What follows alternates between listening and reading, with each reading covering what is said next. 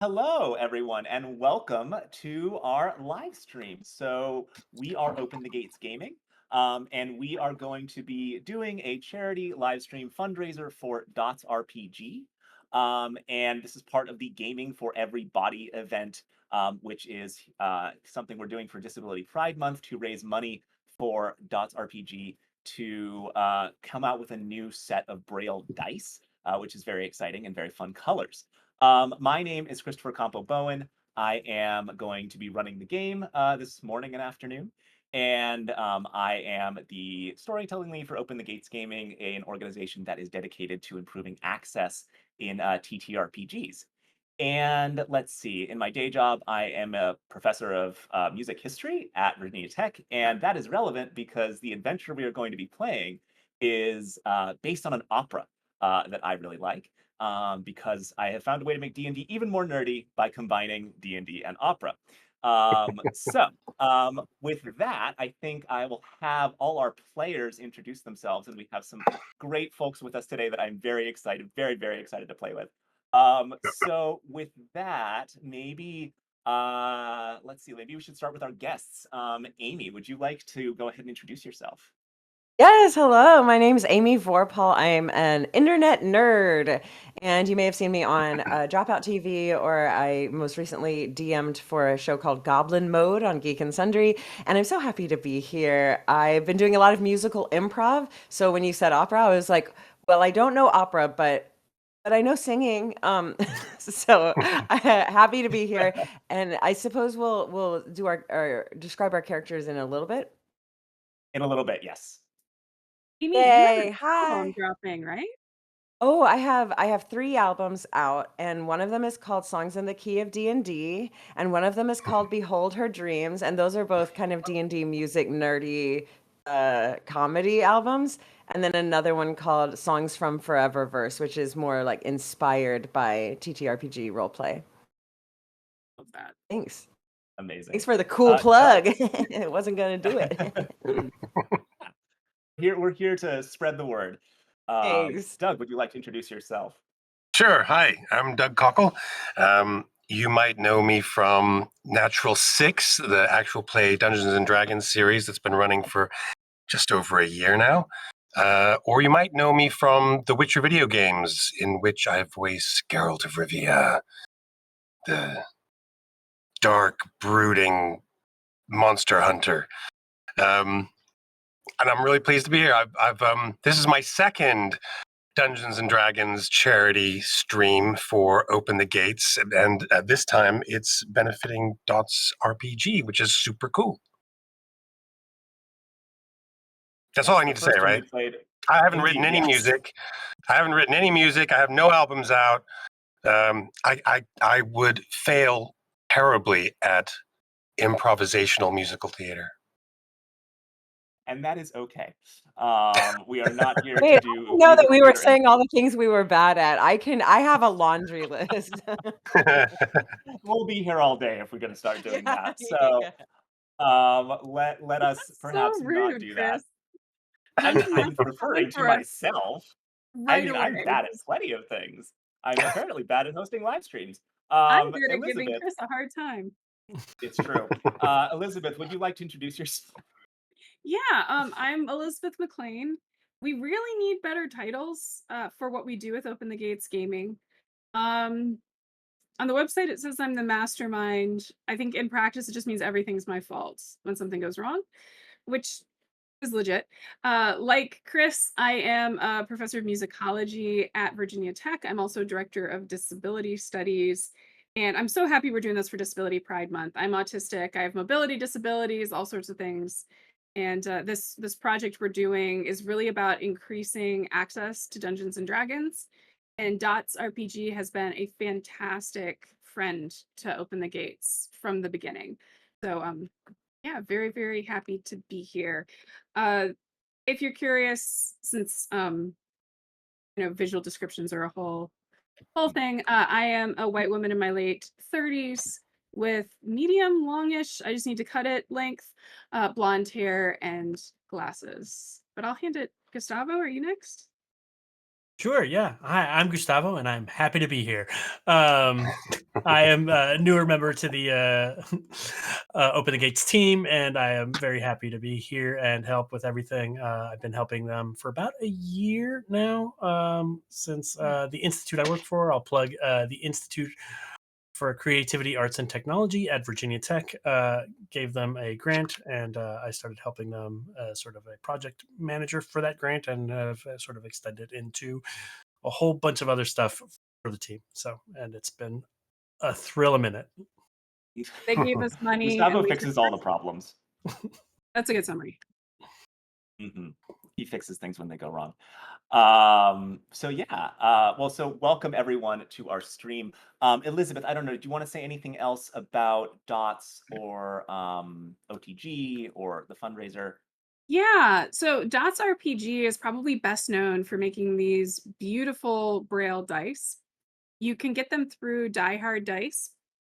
And what we're raising money for right now is for them to basically start the next production run. Chris, did we have a cool picture of these? It is coming up Awesome. now. So they have this new color. It's this vibrant green, acidy, I don't know, just very fun color. And you'll be able to get sets of 10 for any individual shape for the dice. And this is going to mean all sorts of different games, things from stuff like Yahtzee or Monopoly or whatever you want with the six-sided die to a lot of other tabletop games will be able to benefit from this. I should point out there are other Braille dice on the market. I have never, and I'm saying this as a director of disability studies now, I've never seen any other Braille dice that actually work. These are fantastic because they have a little notch at the bottom that helps you orient, because obviously you need to know which way is up to read the dice. And they came up with a great system where they're basically using letters in place of numbers. For Braille, there's usually one cell that's indicating that what follows is a number, and then you'll have another cell that'll be alpha, or the alphabet, but will get you, for the first digit, and then another one for the second digit. And you can't fit all of that on the side of a die. So they created a new system where we go kind of all the way up to 20 through the letters of the alphabet. And we use these every time we're playtesting. We have them with us. When we were at PAX East with games, we have them ready to go. But that's not the only thing DOTS does. They also helped us create the Access Forward Gaming Lounge at PAX East, which is going to be back for PAX Unplugged in Philadelphia this year. Just a nice little plug there. If you would like to tell stories, the PAX Together Intersection Storyteller application is open. So if you're interested in helping us run accessible games, but they take tabletop role-playing game manuals and convert them into Braille, but also digital versions for screen reader access for people that use alt text and for images and stuff like that. And they will also do individual consulting sessions, both with blind players and DMs, but also anybody who wants to better include blind and low vision folks at their table. So they offer a lot of services. We're super happy to be raising money for them. And we are only one of the many fundraising events happening this month as part of their Gaming for Everybody fundraiser. Hopefully this becomes annual too, but thank you for joining us. Please keep sharing, get the word out. And yeah, just a big fan of DOTS. The last thing I'll say is I was initially really nervous about ordering these because I'm like, oh, I should save these for people that need them. And Jess Dempsey over at DOTS was like, no, order them, because if you think they're cool and you're a collector and you just want them for that, every time people buy these, it helps make them more accessible for more people, right? DOTS is able to send some of these to free for people who need it. So do not be shy about ordering them, even if you're sighted. I'm practicing visually learning to read Braille with them. So they're great for a lot of stuff. And they're just absolutely, absolutely gorgeous too. But yeah, that's the plug. Excellent. All right. Well, my little sausage dog is losing her freaking mind. So if you'll excuse me, I'm about to be very professional and go close my blind so she can't see. Oh, and Okay. and speaking of the donation link, which is pinned in the chat, Elizabeth, you already have a potion of greater healing from Black Halo. I love that you know that I'll need it. Black Halo moderated a couple of panels that I did at PAX East and was an amazing mod. Thank you so much. It is always nice when the bard has healing, because then I can focus on the rest of you. A As everybody's getting bard! settled. That's a spoiler. I didn't know you were playing a bard. Oh no. Spoiler! Okay. Oh, that's right. They don't know because I had multiple character concepts. But as Doug's That's getting right. settled, I'll show you one more thing. When you order the dice, they will tell you how to use them. So you will get a card. You know, don't be scared. They're wonderful. And there is a die they have, which was briefly on screen. It's this gorgeous XL metal D20 for sighted people, and they just have, I don't think this is going to work, but they just have the braille dots for 20, and everything else is alphanumeric, and I love it. So yeah, we good? Very cool. Yes. Ready to All ready to right. I think so. Yeah, let's play some D&D. Yeah. So if we are all ready, excellent. All right. So here we go. Putting down my potion of greater healing. Right. Beyond the 9 mountains and beyond the 9 rivers, there lies a wide, beautiful valley. At its center is a huge lake that stretches for miles. Deep forests that pulse with life line its banks and the slopes of the surrounding mountains. On an island in the middle of the lake sits a grand city with gleaming white walls and sparkling golden domes, a place known as Greater Kitezh. Built on a site of ancient magical power, the city prospers as a trading post for boats that ply Lake Yar and the rivers that feed it.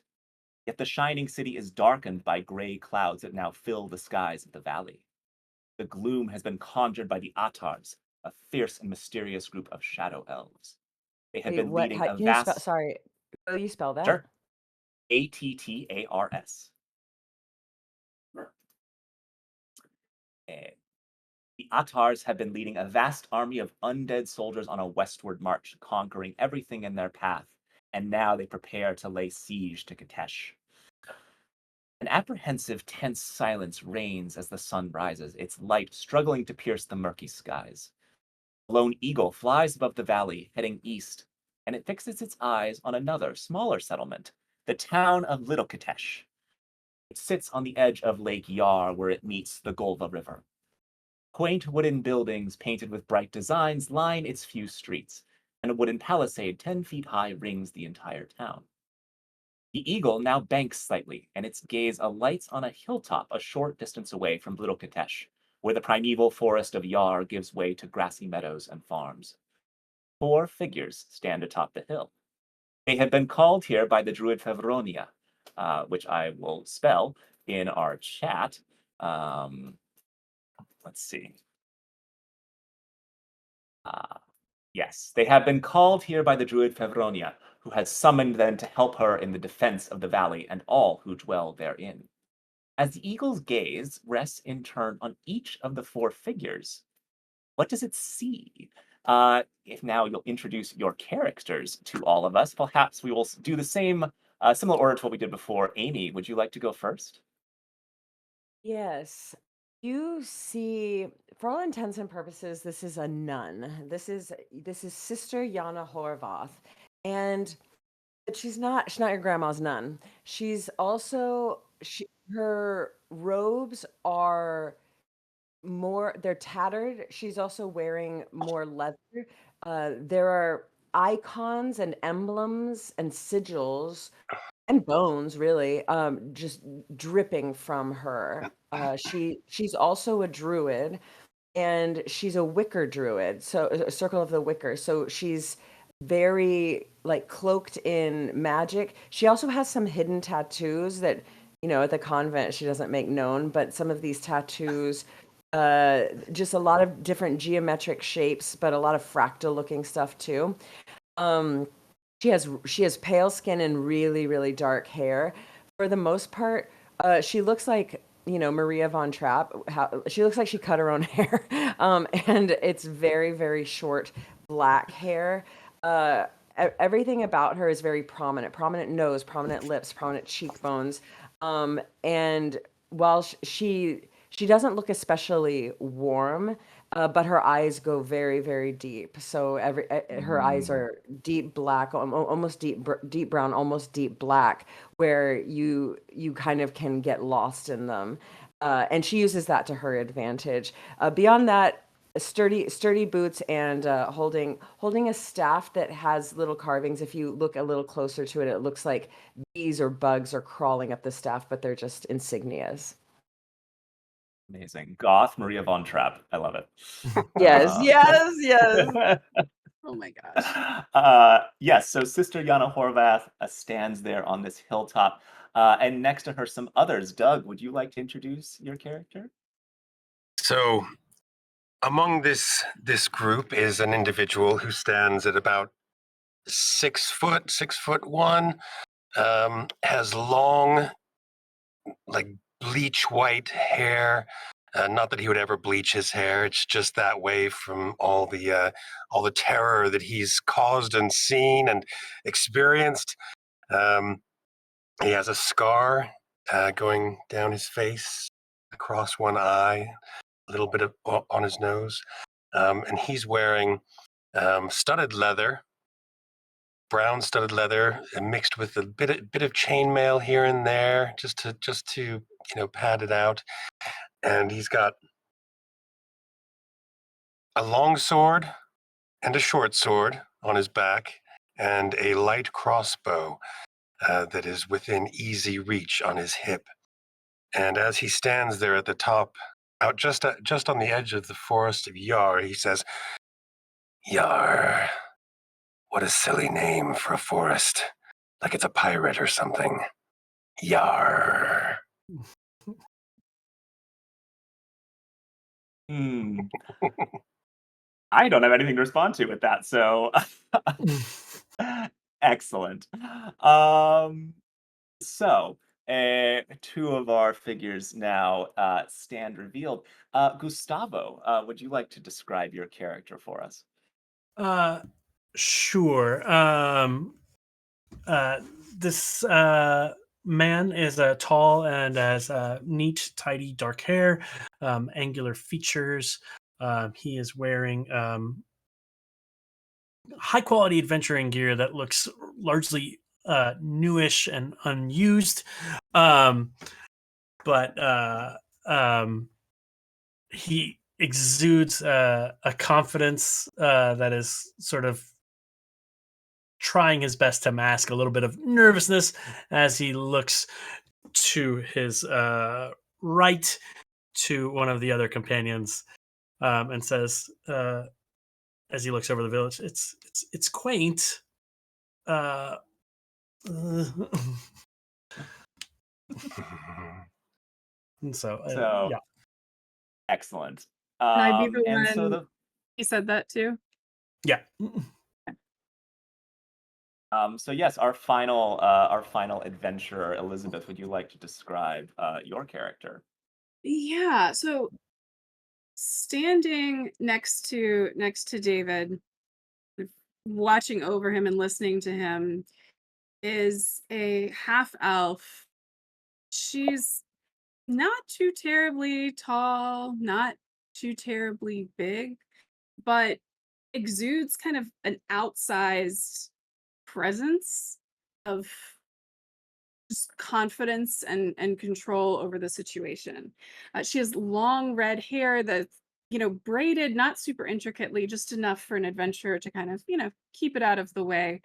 Um, on her back is a gleaming silver shield with an intricate emblem on it, and she has one hand gently resting on the hilt of her rapier. This is Toblin. Toblin is a Valor Bard, although she does have one level in Rogue and a few tricks up her sleeve. Her ensemble is a little bit of a mixture of new, shiny items and some that look like she's potentially been using them for decades. So she's got a little bit of the ageless appearance of her elven side. Um, and as David says, this comment to her, she just kind of glances at him a little bit protectively, but a little bit, come on, buddy, like get a little more polite when we get there. Um, can I make an insight check about the other two? Absolutely, you may. So yes, I didn't do well, so okay. anything. I just looked. I was gonna say, I looked hard. what are you trying to ascertain I'm trying to about these like other two? I'm trying to just like what's their deal? Because How I know edgy is it? David. You know David, and I seem to recall that you know Gary, which is how Hmm. this party came to be. Gary, well, I don't know how much he shared about how he knows Sister Yana. Um, but yes, why don't you, yeah, go ahead and roll me an insight check. Our first roll. Let's Our see. first roll. Okay, it is a glorious 4 on the die. Plus Perfect. 6, so it's just a 10. So what would I 10. get about Um, like Sister Jaina's presence and Oh, you think that Yana and Gary are arch nemesis? They hate each other. They can't. They're just clocking every movement the other one makes, and I it's love not like a suspicious vibe. It's not like you're gonna stab me in the back. It's like pocketing, pocketing instances to use as barbs later. beautiful. Fabulous. Right, Gary? Whatever. Yeah. Delightful. So Love it. as we have this scene of our adventurers kind of sizing each other up, sizing up the town and, what it is they're doing here. Wait, The I'm gonna eagle. roll an Oh, insight check on Toblin. please do. I would love that. Goes both ways. Oh, Oh, please. dang it. Aw, all right. An 11. Yeah, so I would imagine with an 11, like Toblin starts kind of looking at you. You start looking at Toblin, and it's a little awkward. Like I think this moment of both of us checking each other out and not reading is probably something we're gonna have to deal with. I With an I 11, suspect you yeah, go for it, Chris. I was just going to say, I suspect that you recognize a bit of this, a very similar quality in each other of just like, do not fuck with me. Mm. Or if you do, it's going to be bad for you. It's But not in any not case, sorry, even go ahead. Go ahead. necessarily an aggressive one, right? Just like Right, right, right, right, right. it's like a cool respect, but Okay. clock. Formidable. We're both formidable. Yeah, Right. love it. Yes. Excellent. Any This other is going to be a insight great time. It's just like kind of establishing some. Yeah, Yeah. yeah. But for those watching, I mean, Elizabeth rolled a 4, but there's deeper stuff going on with Yana and Gary. Oh, Yeah. we will get into that. Okay. Worry not. There will be opportunities to explore that relationship. So, as you all stand on this hilltop, kind of observing each other and your surroundings, the eagle that was circling you descends and lands in front of you. And you see now it's very large. The body of the eagle is probably 3 or 4 feet high. Its wingspan is on the order of 8 feet or so. And so it kind of quietly folds its wings behind it. It is mostly black with white tail feathers and a white stripe across the top of its wings. And as it kind of, cocks its head to look at you, it starts to shine with light and the shape grows and changes. And then after a moment, before you stands a furbolg, who is 7 feet tall with bluish gray skin. She has kind of auburn hair tied back in a ponytail with a little vine holding it together. She holds a staff in one hand. She's wearing kind of simple clothes that seem to be made out of plant materials, like a tunic and pants. And Sister Yana would know that this is Favronia. This is your contact, a fellow druid who called to Sister Yana for aid to combat the Atars as they advanced on the valley. And she looks at the four of you and she says, "Thank you for coming. Uh, you don't have a lot of time, and Uh, well, I guess we should get to it. Uh, Sister Yana, I am not sure who your companions are. Could you? Also, I suppose I'm sorry. I'm a bit. Uh, this invasion has taken us all a bit by surprise. My name is Fevronia. I am the druid of my clan, and I live in the woods hereabouts. But I also have contacts in Greater Kitezh, where the army is encamped, and it's not looking good. So I called to Sister Yana, hoping that she could help me as I was trying to find ways that we could repel the invaders. And I have some ideas, but I need to go to Kitezh soon. So, but anyway, that's me. Who are all of you? I hope you are here to help. Yes, thank you so much for checking in, Favronia. It is good to see you. These are my companions that I organized to combat the Atars. These are all people who have, at one point or another, have sought aid from the Abbey of Saint Ordania, where I am a nun. And course. we took it upon ourselves. I asked the Mother Superior, and we just if we could ask for returned favors, and these people who were in town decided that yes, they could offer their services. Thank you. I appreciate it. Yes, I know that you seem to have come on very little in the way of reward, and I can assure you that Prince Vsevolod will the ruler of Kitezh. I'm gonna spell that in our chat. Those of you following along at home, it's Prince Vsevolod, Vsevolod.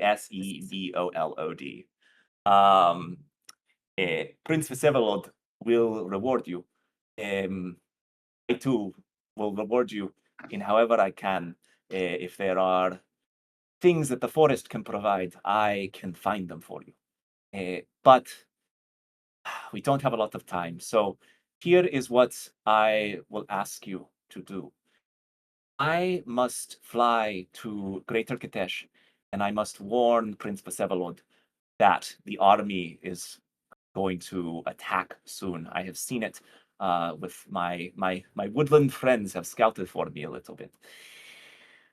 Hopefully he can buy us some time with the army. They will go and confront the Atars. But in the meantime, I need you to go to Little Kitezh down the hill there, and I need you to find Baba Eva. I'll spell that again. Baba Eva, Babaeva. Baba Eva is an elder of Little Kitezh. She knows many legends and stories. And in my wandering and in my quest to find more information, I heard whispers that she might know of a way to contact the guardians of the forest and that they might be able to help us. It was not something that was shared with me when I became my clan's druid. I think it's something that the humans have one of their legends. And so I provoke comment in Little Kitezh. I am unusual for them. And so I was hoping that you all could go find Baba Eva, ask her what she knows about the stories of the forest and the guardians. And hopefully there will be some information in there that we can use to fight the Atars. I don't know where she lives in Little Kitezh, but I know that if you ask around, you should be able to find some more information and find her. Is this something that you can do and then come and find me? Well, that's great. That sounds like something we can do. I just, I'm very curious. Yana, when did you learn how to sneeze and make no noise? Yes, I have look, I am a druid, and so I sometimes when I sneeze, I remove my mouth from my face. Oh, that's a pretty cool trick. When you wild shape, it doesn't always have to be in beast form. You can wild shape into something wilder, including a human with no mouth. Fevronia looks puzzled. I, Look, I had I'm not of considered a this. yes, This is very some interesting. people when they're you know, converting to different deities or whatever, you have different strategies, and mine is abject fear. It is pure terror, and so I have perfected the art of looking scary. Here, I I'll can see show how that you. would be useful. And she kind of like half wild shapes, and her mouth is gone, and she's like, Okay, that's just weird, Yana. Put your mouth back. yeah, all right. I just, Thank you. I think Toblin's like quietly impressed. And she looks at Gary and she goes, "Yeah, yes, Gary, I have changed since we last saw each other." He just growls at you. Growls at Yana. Okay, there's a little bit of her that likes that.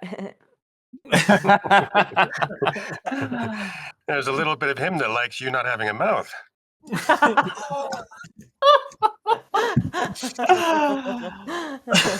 Uh, There is so much there. I cannot wait. It sounds like Alice has some announcements for us.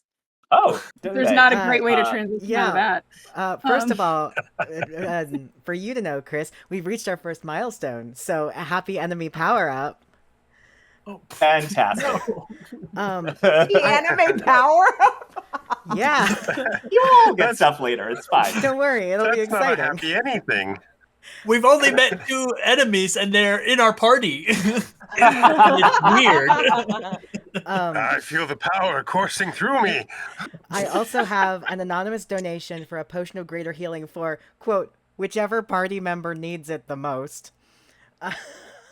And Excellent. from Ed, a potion of greater healing for Doug to help the sore throat that Doug is going to have. Fabulous. That's Okay, so we've amazing. got. Thank you, everybody, so much for donating. This I am very pleased because it means I get to do more fun things, and it also means that they can withstand those fun things if they have greater healing potions. I mean, yeah, luckily we're getting the potions right along with. But yes, See, thank you so much. behind the scenes, because I know Chris, I'm sure that not only does he have one plan, he has like 27 plans, narrowing to 3, narrowing to something he's very excited about, and we're all going to die. Okay, I don't know about the very last bit, but the rest of that is accurate. Oh yeah, you In never fact, I mean should- to kill me. You never mean it. No, nope. That happened He once. means it. Anyway, right. So Fevronia, looking at this kind of the humans arguing, her gaze just kind of goes blank for a moment while all this is happening, and then she's like, right. So I'm gonna go now, and try and be back here in oh, I don't know, 2 or 3 hours. And then we can decide what to do once you have the information. But I must go and convince Prince Vsevolod to rally the army. So, unless you have any other questions, I think I will leave you to it. We Find have an our old lady in orders. 3 hours? Sorry? Go ahead. Oh, no, I I was gonna didn't hear say, what you find an said. old lady in 3 hours. No problem. Well, you David. are people that I know I can trust, so. I know you're confident, but remember how long it took you to find that little kid? Yeah, but Like, this let's- is an old lady. She can't run, and she's not so small that she can hide in like a well. It's not our fault that we didn't get there. It was a little more important that you found the kid in the well, and you didn't listen to that dog at all. So I'm just, just let it back I on the wall. cannot speak dog. And I have to say, I have seen some old ladies run like the wind. Yeah, it depends on which brand of old lady we're dealing with. She could be extraordinarily fit and fast, so I don't want to make Spry. assumptions. She could be spry. Saba I was looking for. She is spry of mind, but she is quite old. I do not think she can move very quickly. But in any case, I will return in a few hours. I hope you are successful. And with that, she transforms back into this big eagle and flaps her wings and takes off and begins to fly out over the lake towards the distant shining city.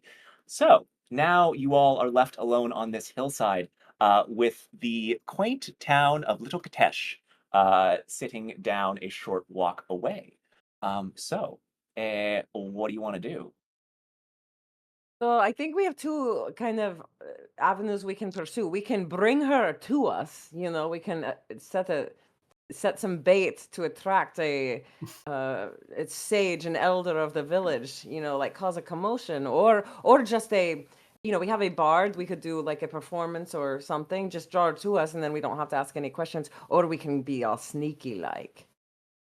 That's Do around. do we need to be sneaky? Can we just not walk in and ask for Baba Eva? Oh yeah, and then we can also just all right, My Gary. Yeah, I guess there's three options then. Are you You're happy? always looking for the most complicated way of doing anything, Yana. It's always been that way. I mean, well, let's not get into it here on the edge of the forest of Yar. Whenever you're ready to get into it, I'm ready to get into it. um, my nana loves hard candy. Maybe that? We Ooh. go in as hard candy peddlers. Yeah, Hmm. let's do it. Let's do it. Let's bring her to us as hard candy peddlers. Wait, Okay. what's the I grammar of found- that? Is that hard candy peddler or hard comma candy peddler? Or is it what? We're I think the watch is going to we're be all over us hard, if we go in hard as the. candy peddlers. We're like hard, Hmm. like metal, like serious. We're hard candy peddlers. Not your Tall average one- candy salesperson. Tall one is just kind of watching, tracking with her eyes. It says, we could also just ask someone. Yeah, that's what Gary said. There's a tavern that I don't know. They really they won't sell. I guess it's some family business. Anyway, we could check that out. I mean, if you would like to dress up, you Do we you. have any hard candy to peddle? We could buy some. So a group of hard candy peddlers go into town, buy some hard candy, and then Resell. pretend to sell it. We should go to the tavern and ask where we could buy some hard candy. There it is. All right. At, That's at the wholesale plan. prices because we're planning to take it to Big Kitezh to sell on. Yeah, I'll get you a deal. This is Okay, like, great. I can help with that one. full plan. Yeah, it's a combination plan. We go to the bar. We do not ask directly for the information we need. We ask information to devise the plan in which we will get the information we need. Heck yes. Let's Perfect. do it. Like taking candy from a baby. Somewhere somehow Taking Febronia candy. feels It's taking candy some from a baba. yeah. Anyway, Febronia I'm feels not proud of that. uncomfortable. No, nor should you be. No. So Let's be you clear. begin to make your way down toward Little Kitezh. And the gates of Little Kitezh stand open as you approach. The logs of the palisade 10 feet high have been sharpened into points to guard against marauders and other sorts of trouble. As you pass through the gate, you notice apprehensive-looking guards that stand at attention, with others lining the wall and looking out into the distance. Otherwise, wooden buildings line the small streets of this quaint town with colorful folk designs painted artfully on the buildings. The main street stretches down toward a central square, and while a few people go about their business in this gray, dark morning, a tense mood has gripped the town with the threat of invasion looming just on the other side of the lake. And if you go to Owlbear Rodeo, you can see an image. That, fun fact, is actually one of the set designs for the opera this adventure is based on. Can I insert one more fun fact? Please. This is Chris's book that just came out this spring from Oxford University Press on Czech opera. It's called Visions of the Village. And I won't let anyone forget it. Yes, and actually, fun fact, it's all full of fun fact today. I just got my first royalty statement in the mail. It was like $50, but like it was still exciting. That's awesome. Anyway. Yeah, congratulations. Not no dollars. And now we can buy no more dollars. drinks. This is true. And what else are royalties for? All right. So you stand in this little town that you can see here on this kind of main street. There are a few vendors and people, kind of, as I mentioned, right, going around, but everybody looks kind of furtive or downcast or kind of just anxious. What with the massive army of undead and shadow elves so nearby. But seemingly, with the gates open, the town is not immediately worried. And yeah, so you stand there in the town.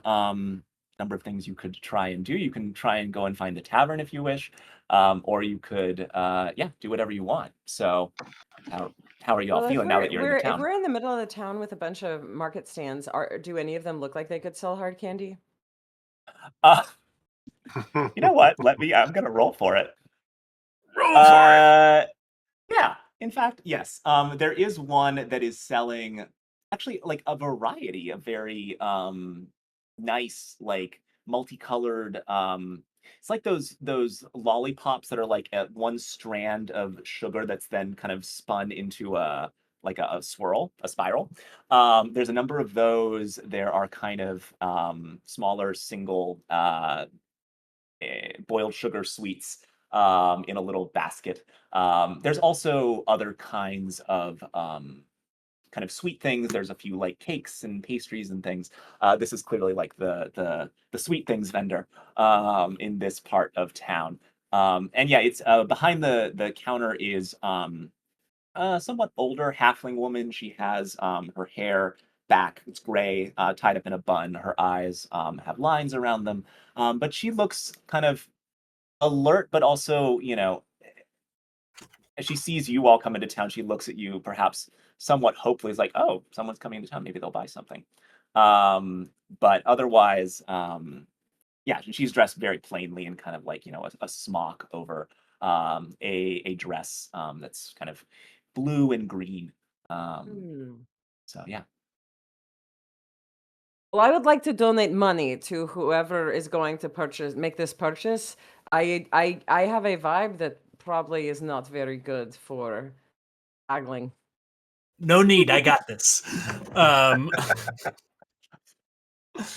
I'll find walk up to the nice candy salesperson. And can I? Who am I interfacing with here? Hello. My name is Laura.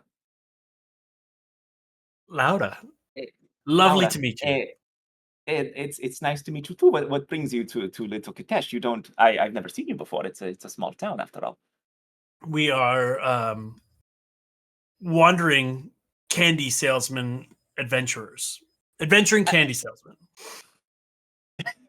Because we're tough metal. Look how edgy she is. Gesturing to Yana. And him too, also extremely edgy. Yeah, Laura looks at you and is just like, right. So you are hard people that sell hard candies. Well, as you can see, I too sell hard candies. I pride myself on not being hard. In fact, I think that being welcoming and cherubic and so on is very helpful when it comes to selling the candies. But she looks at Yana, who's doing this. She's like, different strokes for different folks, or whatever that saying is. We all just want to sell our candies. No, you all should know. Uh, how can I help a fellow? Actually, give me a deception check. A deception. Um, whatever for. Um, it's a dirty 20. Okay, that's plenty. So she continues to look, kind of, somewhat warmly perplexed, toward you. She says, "Well, how can I help a fellow candy seller?" Do you have anything that is particular popular with, let's say, the older crowd? Well, I know that the people in Greater Kitezh and here in Little Kitezh as well, they really like the boiled sweets. It's a recipe that comes from somewhere else, but it involves butter and scotch, which is some kind of liquor they distill across the mountains.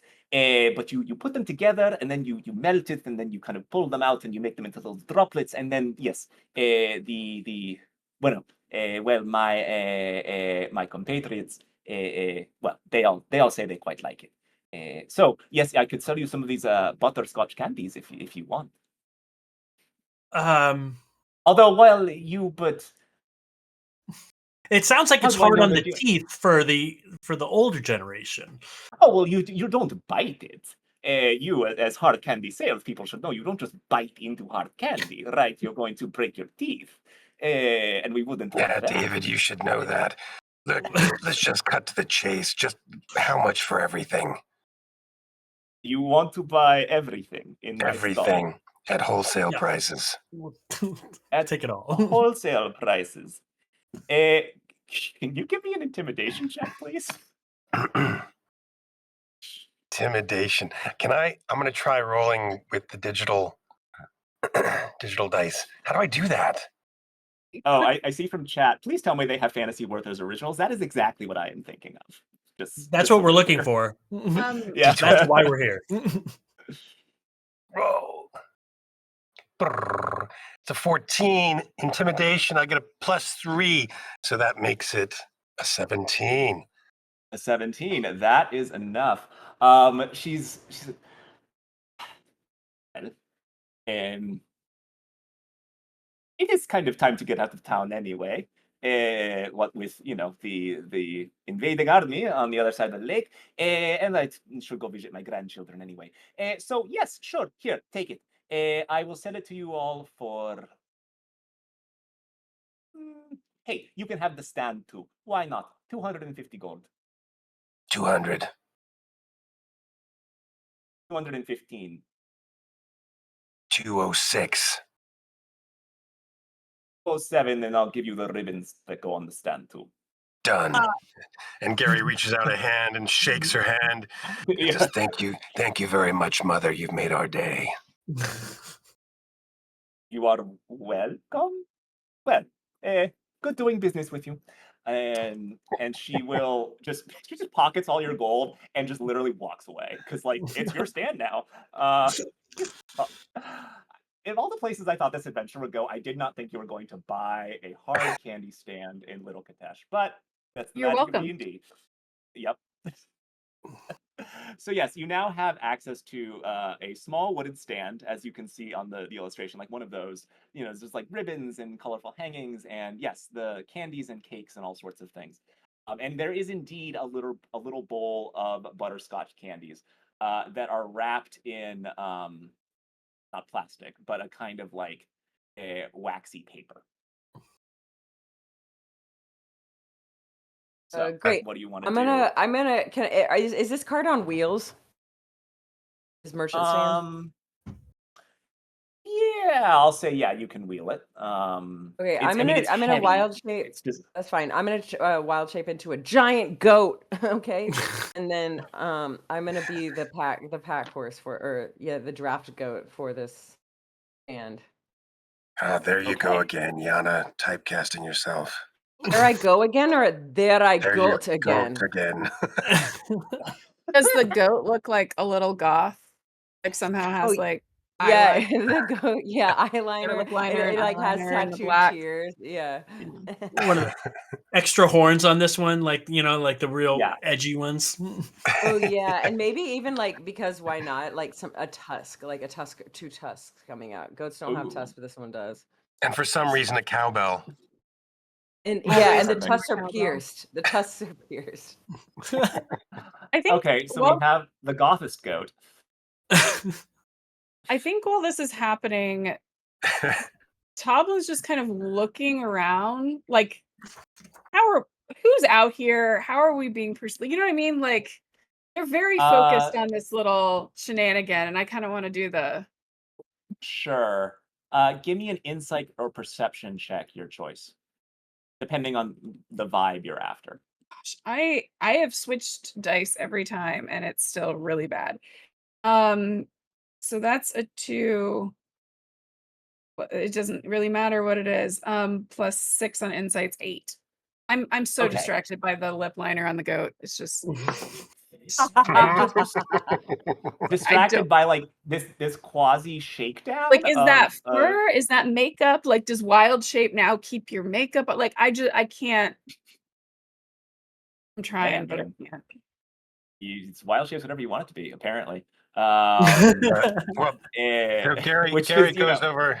Gary goes over to the cart and picks up some ropes and ribbons and things and fashions a sort of harness for Yana the goat, and starts attaching this harness to Yana. And as he does so, he says, "Well, Yana, this reminds me of old times." Um, she can't talk, but she nudges him. Actually, you know what? As of 2024, You can. new edition, yeah, you can speak as your wild shape. I can. Yeah, They if Yep. you they want to. changed Unless you so want to much. be the strong, silent type of wild shape. No, no. If I can talk, I'd like to talk. Strong That's silent cool. goat. Yeah, they changed it. They changed it, and so now I can the ability to speak. There it is. All right. Not in front of the children, Gary.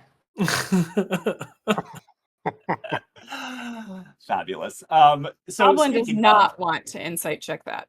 She does not great, does not want to delve into it. It's good. so speaking of regarding the insight check, yeah, there's a few other vendors here. They are kind of all looking at you, having just kind of negotiated this deal, but also like, having just transformed into a very goth goat, and so on. And there are a couple of kids like standing there, like looking very perplexed. But also like kind of excited. It's like, oh, something new and interesting is happening here. And some of the other vendors are like whispering to each other. It's like, what's going on here? But other than that, and like there doesn't seem to be. Well, how much did you roll? An 8 on Yeah. insight? Yeah, it was Yeah, a 2 that's plus what you get. 6. I have expertise, but it's not helping when you roll a 2. Apparently not. So Goblin right, is so that's what so you out get. of her element. She's just like, I don't understand anything that's happening right now. Right. Amazing. So yes, David. I'm gonna give these kids each a piece of candy. Say, first one's free. Go tell all your friends that we're gonna be at the tavern with the candy cart. Amazing. And the horny Yeah, so goat. they And yep. Yep. And so, yeah, so they grab the candy and they like look at each other and they're like, okay, and run off. And yeah, so they go off. And like, so do you want to? Are you headed for the tavern, or do you want to ask around here? Or, yeah, what do you want to do?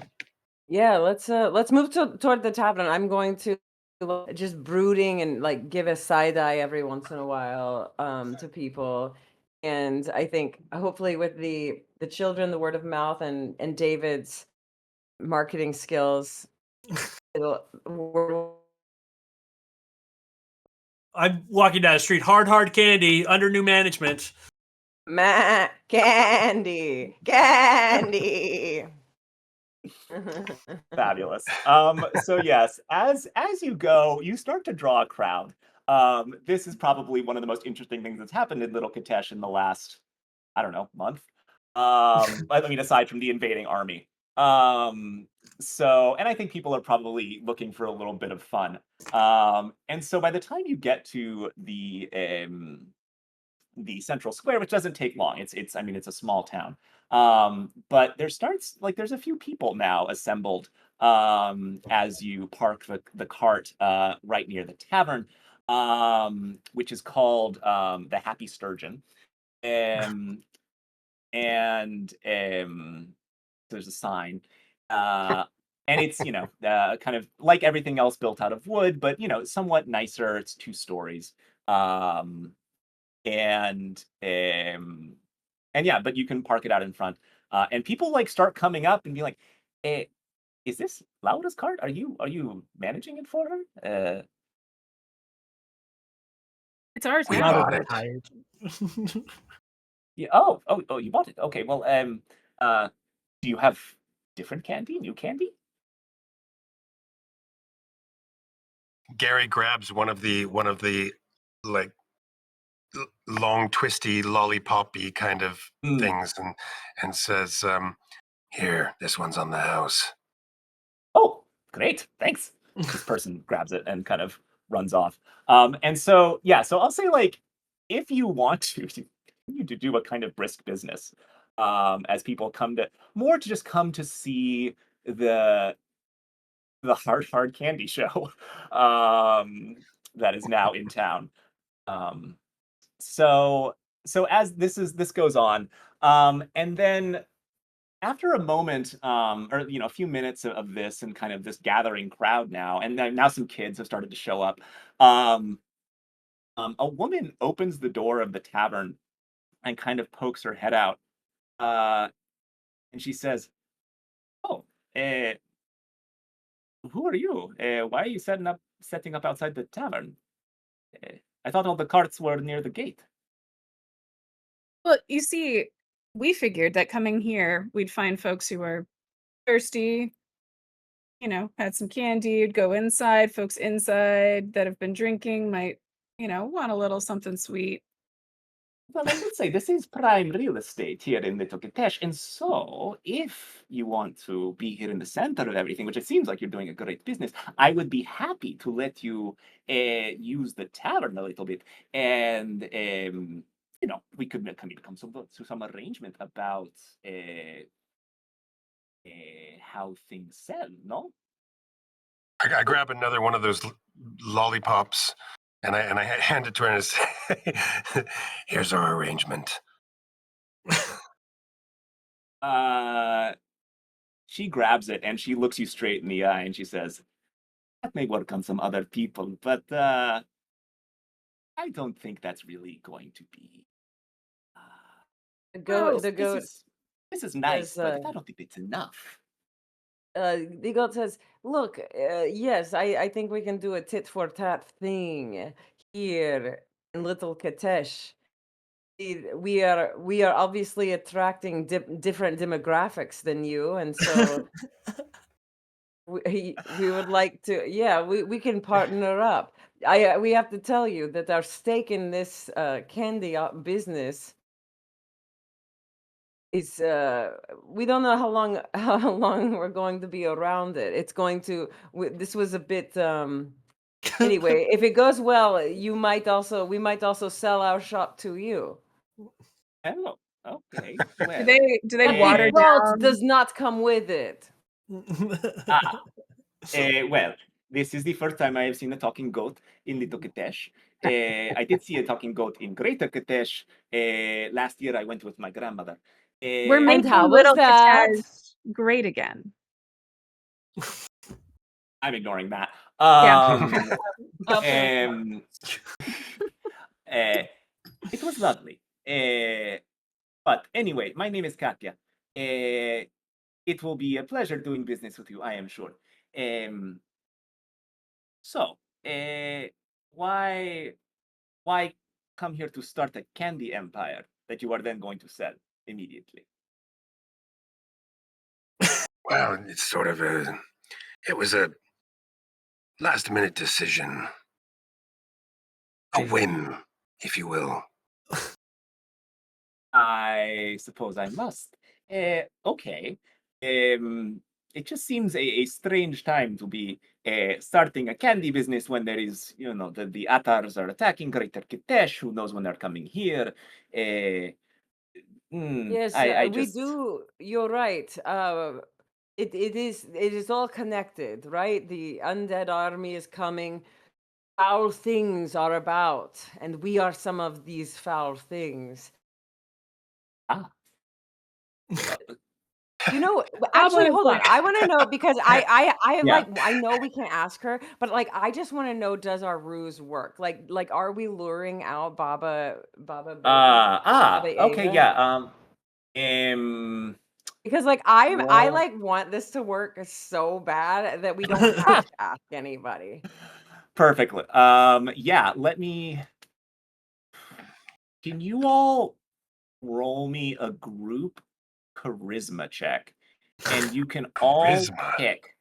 Well, but it's gonna say it can be a different charisma skill depending on your character. So you can choose if you want it to be perception, deception, or intimidation based on how you think you're selling this candy and kind of getting the word out. Um, Okay, I'm doing performance. Let's see. okay. 17. Okay. 13 persuasion for Toblin. I'm not sure her Okay. heart's in it. Oh no, 11. Oh Wait. no. I rolled a 15. Okay. Okay, I just want to pause Um, for a minute. Gary just beat all of us Yeah, on the charisma check. I just Ooh, not interesting. no. I just Yana feel got like a that needs to 17. be honored. I don't know how that plays out if you're just like intimidating people into buying candy, but I mean, it's unorthodox, surely. So I think that is gonna be making a difference. flowing white So locks, just irresistible. hmm. So it averages out to a 14, I believe. Um, yeah, I'll say that's enough to that you um and actually with what you've said to Katya, she sees you're kind of, um, bringing a crowd and making some money. And she looks and says, tell you what, why don't I'll go drum up some business. I will go, you know what, I'll go tell my grandmother. She knows everybody. And you have those candies that she really likes. And I bet she'll come too. So give me a few minutes. And she kind of walks off. And So she so walked I'm gonna away say from her tavern? well, yes, but presumably she has someone in there that is watching And it. no, don't do it, Elizabeth. Oh, keep going. Um, I think you would know that like she seems like a savvy enough owner that she's not just gonna walk away from an empty tavern. It doesn't have to be empty for Toblin to wreak havoc, but I know this is not even remotely what you wanted us to be. We're good. Toblin's good. She's thinking okay. about it, but she's controlling her impulses for a change. Mostly because I she's will got to see how this goat thing plays out. I will say that you at this point you have about I don't know 10 minutes or so while Katya goes to fetch her grandmother. Um, and So you can look around, you can try and keep drumming up business. You can quickly explore the tavern if you so wish. What does everyone want to do for about the next 10 minutes? I'm going to Exit. unharness Yana just so that, she can Not the first time you've said that. exercise her free will. Yeah. I'm gonna dive into being a mascot. I want people to come up and like do caricatured little drawings and like get drawings of themselves side by side with me. I'm gonna try to make some. I'm Perfect. gonna try to make some money. Who's going to be the artist? Yeah, Shall I? I'll be the artist. delightful. So yes, I would like. This is very silly, but I'm gonna roll with it. If Yana, you want to give me another performance check, and Okay. Gary, if you want to give me a sleight of hand check. Natural Sleight of 20. hand. There's our first one. Excellent. At All the right, perfect so moment. natural. Perfect. Yes. And, Save it for when it counts. That's a 9. Okay, so what happens is everybody starts like seeing, this just unearthly goat standing here, just like glowering at everybody. It's like it's piercings in its horns. It's got this like, black fur and the eyeliner, and everybody's like nudging this. Like, and so as soon as Gary sits down to start like say, hey, I'm doing caricatures. And people start lining up. And even though the drawings are less than stellar with a 9, I'm gonna say they're like, 2 steps up from stick figures. People just want to like be near the goat and be like, wow, this is really cool. It's like, I've never seen this before. So I'll say you all make, it's 10 minutes. So yeah, that exactly. Yes, that is very much the vibe. Wow. Oh my gosh, I Wow. love it. That's really I'm good. impressed. Perfect. It looks like Brilliant. something that should be on a cave somewhere in southern France. Can- On a cave wall. Are we? I'm Can gonna say- Are we doing? Are players allowed to give other players inspiration? Because that's I was about to give Doug inspiration. So okay. I think if you I was all, gonna I think, nominate if it. you I all think want I've to, used it. yeah, no, Doug, you can have heroic inspiration. And frankly, Yana, you can too, because that idea was hilarious. Amazing. Right. So right. So you make 25 gold. Why not? Wow. I mean, those pretty good. Well, one roll was very good. It's good I was gonna say, candy. The other roll was We're still pretty good in candy. the hole on this investment, but Gary paid, so. Oh, If actually, we're recouping our costs in 10 minutes. 10 minutes for 20. We just have to do this for 100 minutes. who is Yeah, pocketing yeah. the gold? Like, if Gary's drawing and the goat is performing, who's the one that's actually pocketing the gold? And is it David? I don't would I don't absolutely say really it's like David. to handle actual money, Toblin. This feels like it's very much in your wheelhouse. Well, that's definitely one of those Um, moments. Yeah, you're right. But I will be out here saying that, like candy, it's not just for little kids anymore. We're rebranding. It's like, yeah, I was trying to it's for figure out the tough business guys. arrangement we were heading towards. It's like, are they going to water down the vodka if it's a deal for the children with the candy? Like this is like, oh, we got your new customer base. It's small children. Have at it, children. Oh boy. Watch us Yes, get banned from Twitch right now. Fine. It's As fine. you are debating your business plan moving Yeah, forward, no, Toblin is sitting there like trying to make this work, but like the dots will not connect. So she's just like very quietly taking the money that people start to hand to David before it can like get into David's hand. And just sitting there like the machinations of like, I can't actually, this deal makes no sense at all, but it's getting us what we want. So Hear me there's out. that part of her that gets distracted by the economic reality and forgets that it's a con. Franchising. I mean, We're gonna look into franchising. I do already have license 2 it. taverns and a bed and breakfast, but they're in the Sword Coast. So I mean, So, okay. we could get the candy distribution. Anyway, yeah, that's what they're doing. Yeah. Okay. Perfect. So while you are determining how you're going to launch Hard Candy Ltd, my Katya returns. with a very kind of wizened old woman wearing a kind of, one of those classic headscarves with kind of a floral pattern on it.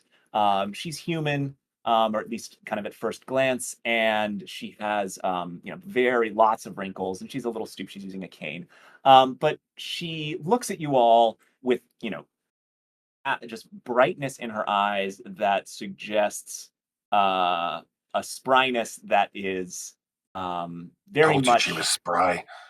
not the same thing as You got a thing for spry intellectually old she's great. ladies there, Gary? Oh yeah, Just- they're great. Great fun to hang around with. They tell fantastic stories, and man, they cook up a storm. They know their way around a shoulder massage as well. They've had time to perfect that stuff.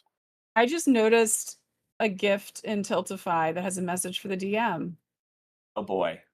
So it's from the Great Imbroglio, who Ah. Doug may remember from our last fundraiser. It says, DM solidarity, get 'em. Delightful. Well, how could I refuse? We'll get to that momentarily. So yes, so this little old woman looks at you all, looks at the cart, looks back at the goat, looks up at Katya, and then walks over and says to, I think to the goat, says, "And now aren't you all interesting folks? What brings you to Little Kitezh?"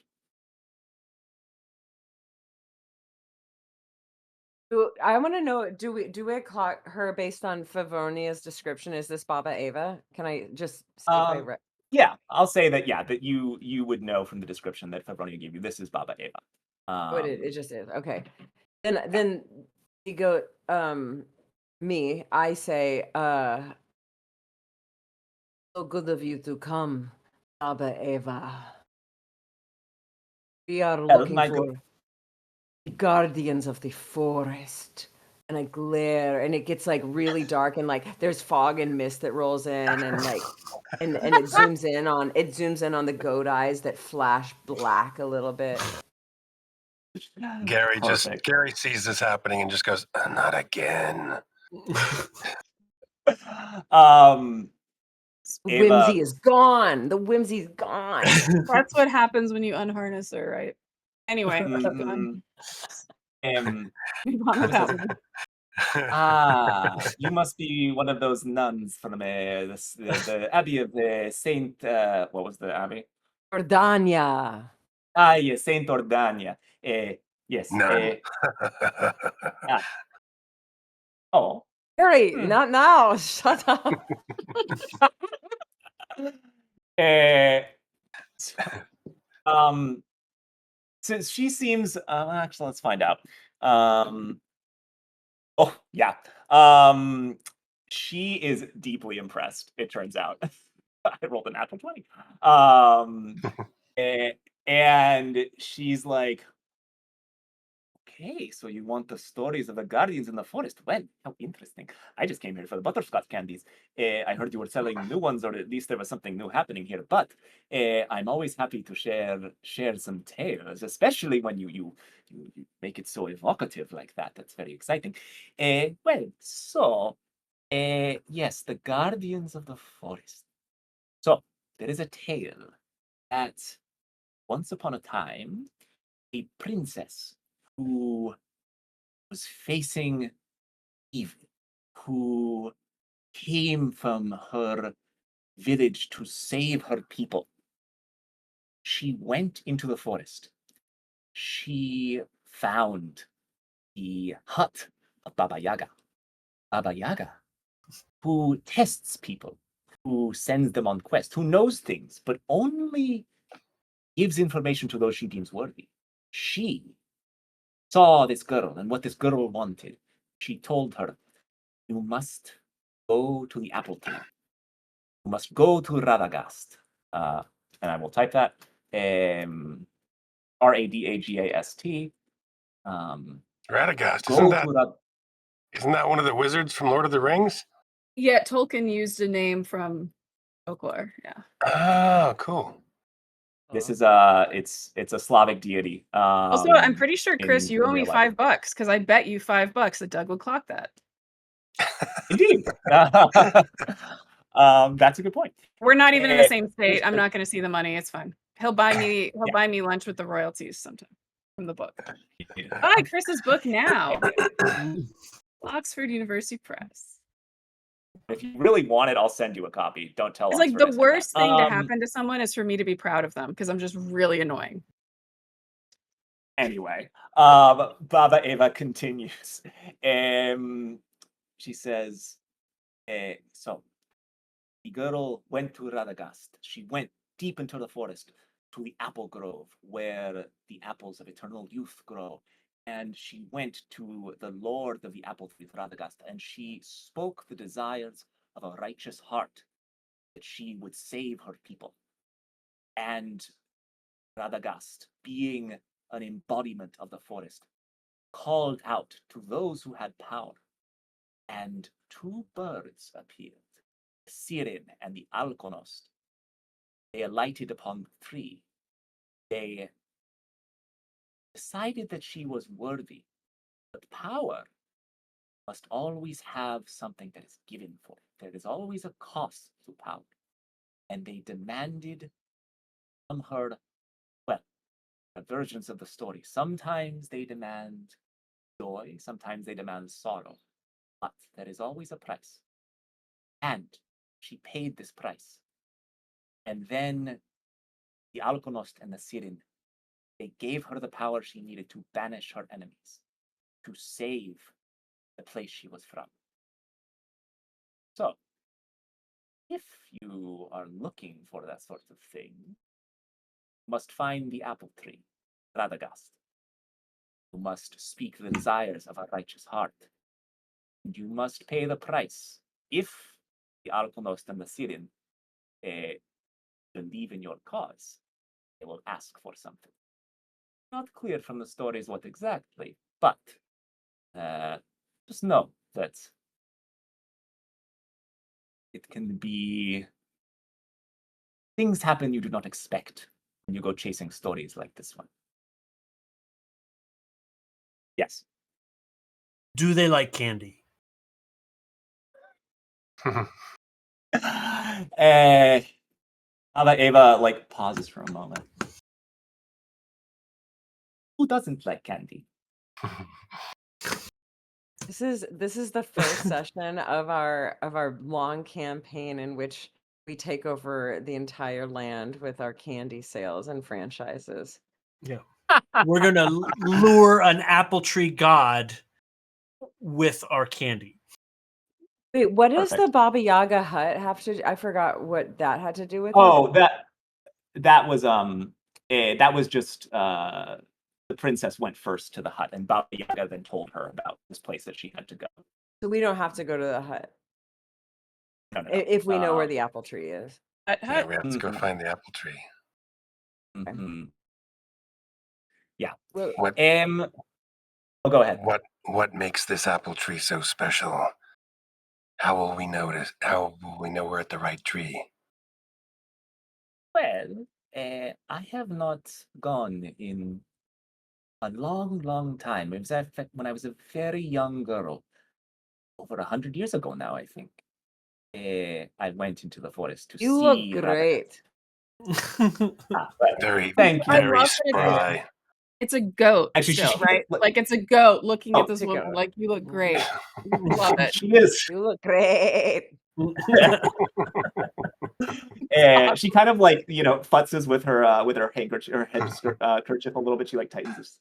Well, thank you.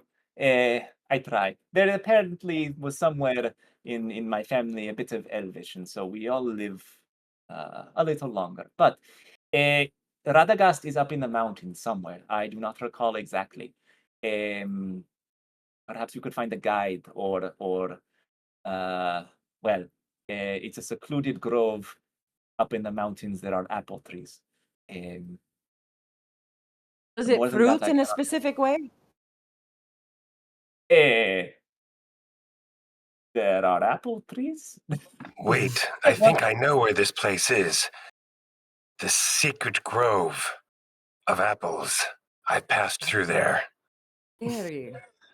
Mm. Did you I solve may it? know the way. Ah, I see. Very well. Well, hopefully you won't need a guide up into this place, and hopefully whatever you want to do there, because clearly you would not be asking if you were not interested in going, you will find what you seek. But beware that you have a purpose that is fitting of the power that these spirits can grant. And so as you're having this conversation and, continuing to do a brisk business in the background with the candy stand, Yeah, Toblin's just all of a like buying and selling and just kind of like trying to listen in. She will at one point yell, how righteous do these hearts need to be? Nobody hears her because Very, it's like surrounded by children. And grown-ups. So yeah. Yes, and Yeah, and don't and forget, older adults. Yes. and expanding the market. It It's is like at this moment Toblin's that, trying to direct him towards the candies that won't ruin the dentures, It's a lot to manage. it is at this moment that a bell starts tolling from a building on the other side of the square, and the people that are at the stand all kind of look around suddenly, and out of um, out of the building where this bell is ringing, there emerges a man who looks like harried. He's human. He's probably in his, youngish. He's got kind of sandy brown hair that's kind of like sticking out at weird angles. But he's wearing a very nice kind of embroidered waistcoat and slacks, and um, like he sees the commotion over there, and he runs over, and he's like, "What are you all doing? We need to go. They're coming." And at this, the Baba Eva looks up at him and she says, "Who is coming? Uh, Mr. Mayor, what is happening?" Uh, and he said, "The Atars, they have sent a detachment of the army here. They are coming. We need to evacuate. The plan that we put into place. You must hurry." Um, and Baba Eva looks at him and she says, Yuri, calm down. It's going to be fine. We put this into place.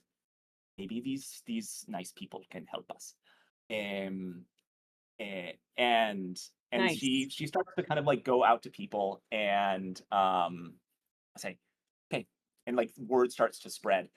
Meanwhile, Mayor Yuri is just standing there and kind of looking around, kind of like not knowing what to do.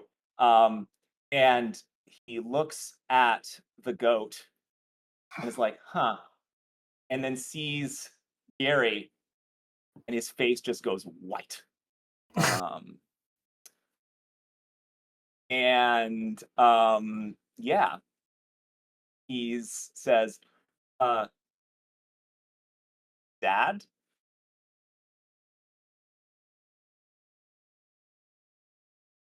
what are you doing here? I thought you had left the valley."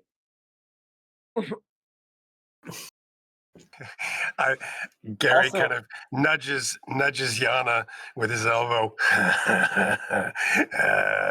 There you go, Yana. What? Me? This boy is. Holy crap. Um, what is his name again? Do we know? Did we say- Yuri. decide- Yuri. Yuri. Oh yeah. Just really great parents here. Just excellent Yuri. parenting. Yuri, you're a Mom? mayor? Yes, it is me. Why are you a goat?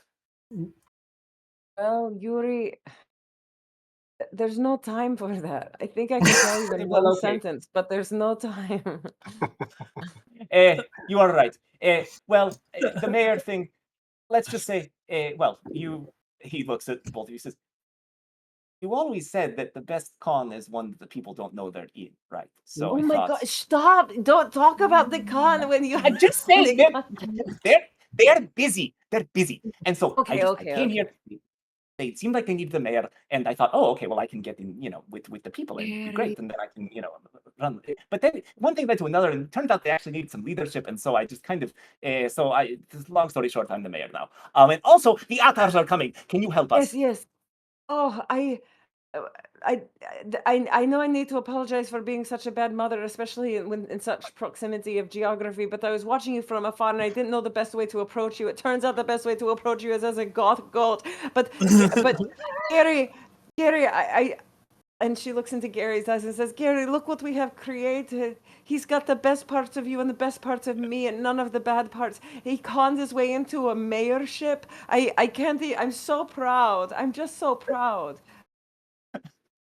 Gary just casually reaches over to the cart and picks up a butterscotch hard candy and chucks it at Yuri, aiming for his forehead. Can I do a ranged attack? Please make a ranged attack roll, yes. Yeah. Yes. What should I just use my crossbow stats for a? Well, I'll say just roll. Just in terms of roll and add your dexterity modifier, but not your proficiency bonus. Just because you're not. I don't think you're proficient with butterscotch as a weapon.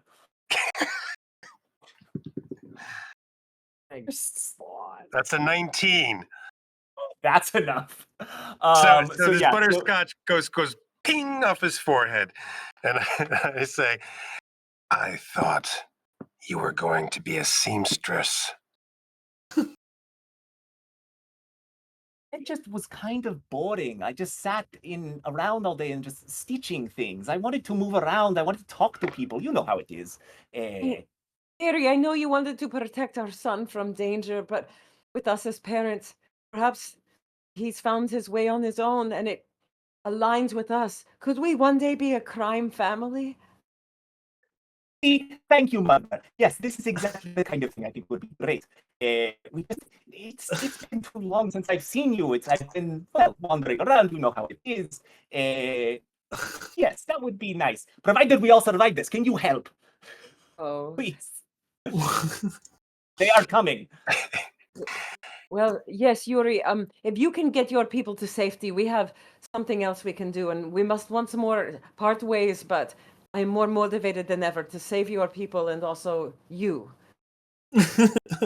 Thank you, Mother. I appreciate that. And when this is all over, I will tell you exactly how this con worked because it was very interesting. And I really think there's some lessons we can draw for this when we move forward. Anyway, yes, I am going to get them all to the boats. The boats are going to leave for Greater Kitezh as fast as possible, and we are going to close the gates and maintain the wall. So if you all can go and reinforce the gates, I will see to it that everyone is evacuated. And then once the townsfolk are away, all the rest of the guards and you should get to a boat and get out of here before they break down the gates. Will that work? And where on your boats, where are you headed? Are you headed west? Yes, go west. Go to Greater Kitezh. There are docks that you can get to, and you can evacuate that way. So yes. Yuri, I cannot wait to reunite once more with you. I was so scared of this union, and yet this is better than I thought. Look at you! Look at you! Please. With the hooves. Yes. Guys, like Gary. Holy. Great, Go ahead, Chris. No, it's fine. Gary just says to himself, seriously, one hot summer vacation, and this is where we get to. And so he's being like harried by Yana. It's like, Dad, hey. Okay. Yes, there is a touching moment of a group hug between this sandy-haired con mayor, a grizzled old man with white hair and swords, and a demonic goth goat.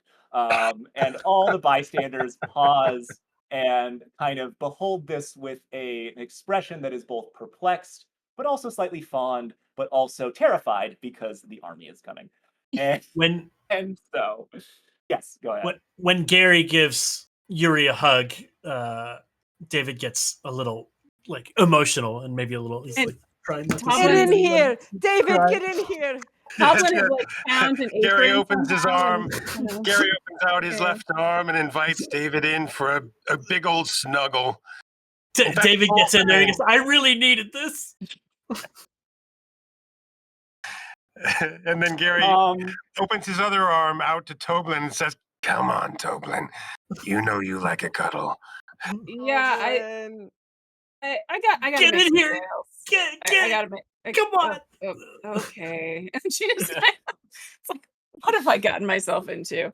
And then because Gary is actually quite uncomfortable with this kind of public display of affection, he actually just begins to tickle everybody, because that's the only way that he can deal with this is just to like break the tension entirely, create a different kind of tension. So he starts tickling everybody. Goblin Oh, would God. immediately Oh. like knee jerk Yeah, elbow you. And the problem is she is a rogue, which I think would actually set off sneak attack. So Oh, awesome. Wait, yeah. and then when Yeah. you tickle the goat, it's like a dog, like their legs can't be contained, and so I back kick maybe into the candy stand. Candy goes flying. Oh my god. This all happens exactly as described. The candy stand You like ruined partially it, Gary. collapses, and butterscotch goes You everywhere. ruined it, Gary. Would it be more like you ruined it, Dad, coming from David? Yeah, you Yeah, ruined it, Dad. I mean, Ruined Gary.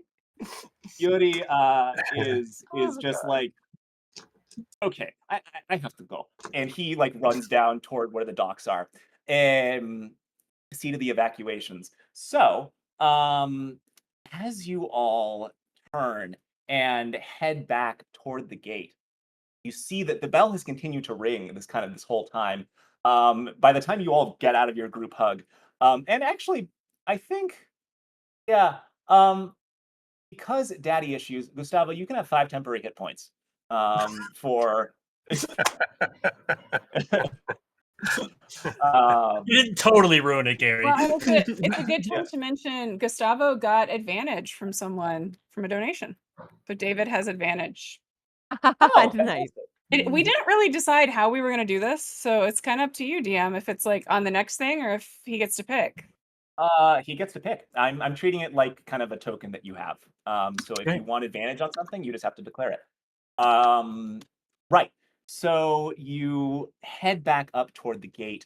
The soldiers or the guards kind of up on the palisade have like taken up positions. And you can see through the gate, which they're now starting to close, but it's going very slowly. These doors are heavy. You can see like even darker clouds billowing up over the it's like a kind of figures that stand out in the distance. They are silent, kind of looking toward the town, and you watch as probably 400 or 500 feet away, a lone figure steps out in front of this army of kind of silent, stony figures. And it pulls out a spear and points toward you inside. And you see a flash of light appear from a wall next to you as the gates finally slam closed. But then through this portal that has opened in the wall steps the gray figure holding a staff, or sorry, a spear. And behind the figure step 2 slavering ghouls. Ooh. And it says, "Your end has come." I need you all to roll initiative. Gary just he sees this and he just says, "See, Yana, this is why I hate portals." We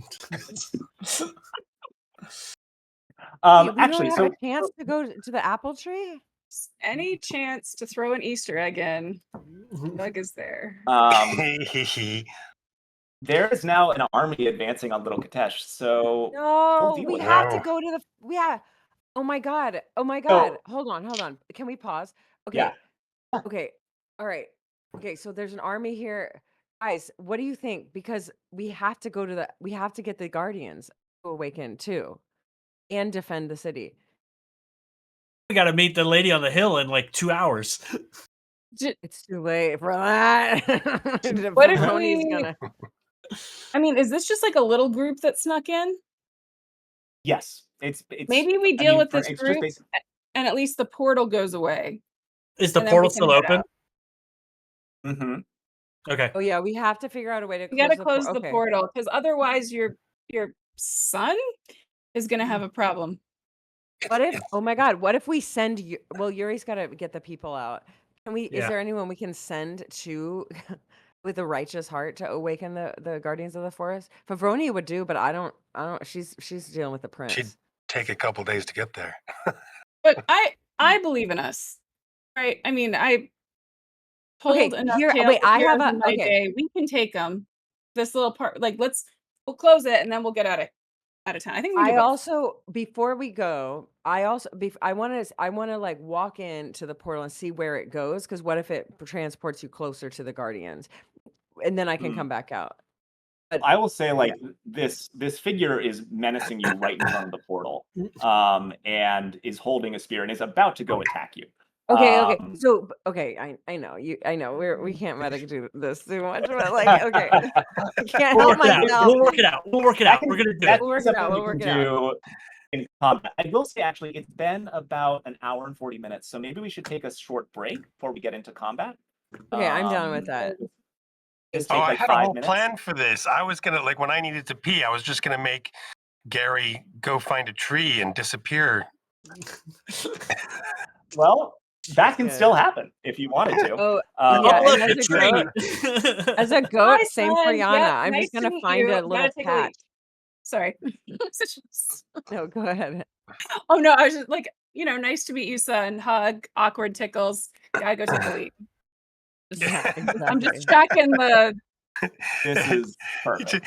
he just says to the ominous figure with the staff who's threatening us, just one moment, please. Just I gotta pee. Goblin's like Just undoing wait this right apron. there. I'll be right back. She like somehow found an apron in there and had like, made a little goat logo on it. She's gotta, just give us a second. We gotta put the card away. Right. Amazing. So We'll be let's right with take a you. break. Let's take the. And then let's take a break, and then we'll come back and roll initiative, and you can see how you're going to get out of this situation. And the consequences of that milestone, I imagine. Yay. Mhm. Yay. Thank you so much for donating. Yes, thank you for donating. Those of you that have donated, we really, really appreciate it. Especially the yeah. DM. Oh yes, I do. Cool. Mm. So see y'all back in a bit. Yeah, let's take 5 minutes or so.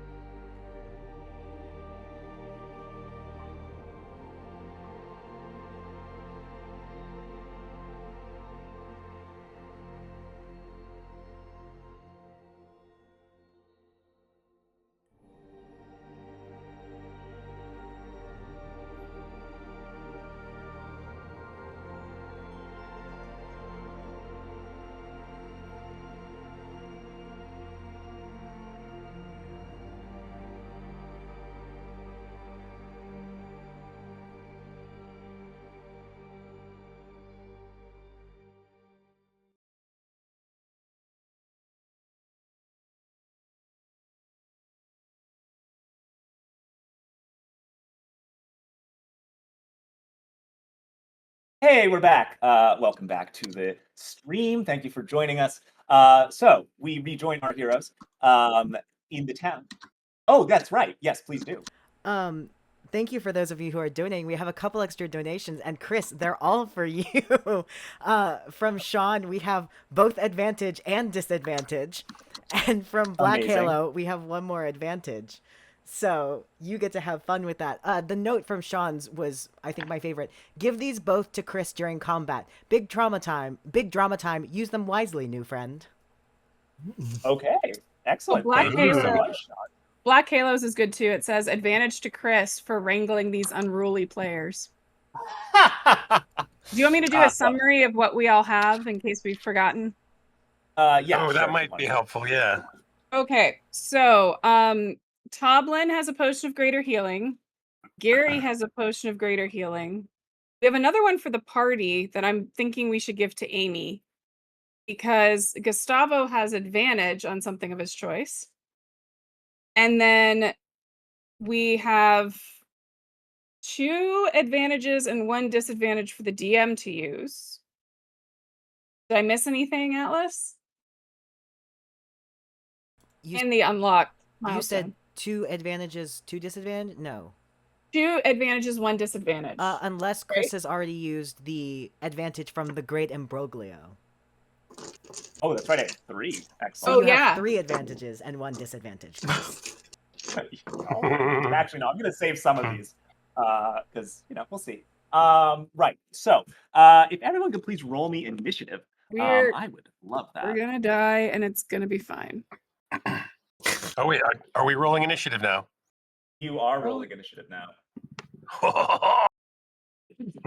Nice. That was That's what I like to hear. that was not a laugh for the result. That was for the action. Oh. All right. And then. All right. So initiatives above 20. Okay, great. 15 to 20. 15. Oh boy. Yana. All right, cool. 10 to 15. 13. 11. Okay. Oh. Okay. Yeah, we can triple team them.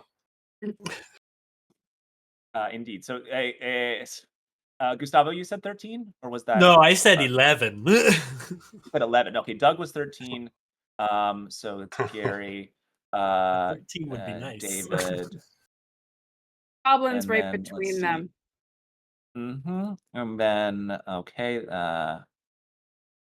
Okay.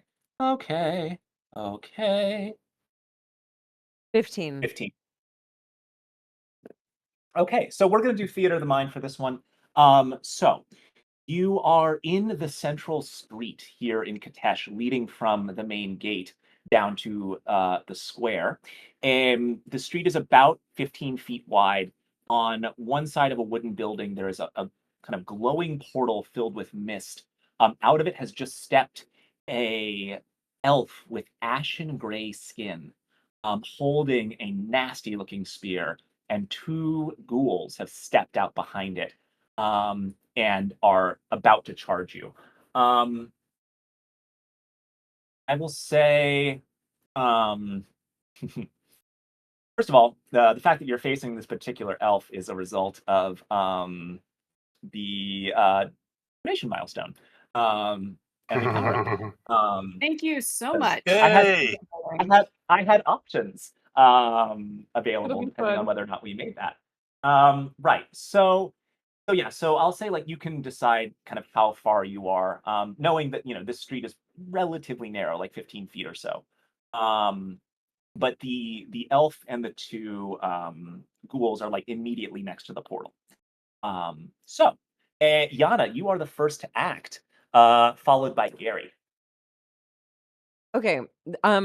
This is so I'm like, just met my son. Also got to save the city. My first thought is, where does this portal lead? And I'm like, I know it's probably wrong, but I'm not going to meta it. I think the portal might get us closer to the apple tree for some reason. Maybe I don't know. But so I'm in a wild shape, bonus action, wild shape into my swarm of insects. Okay.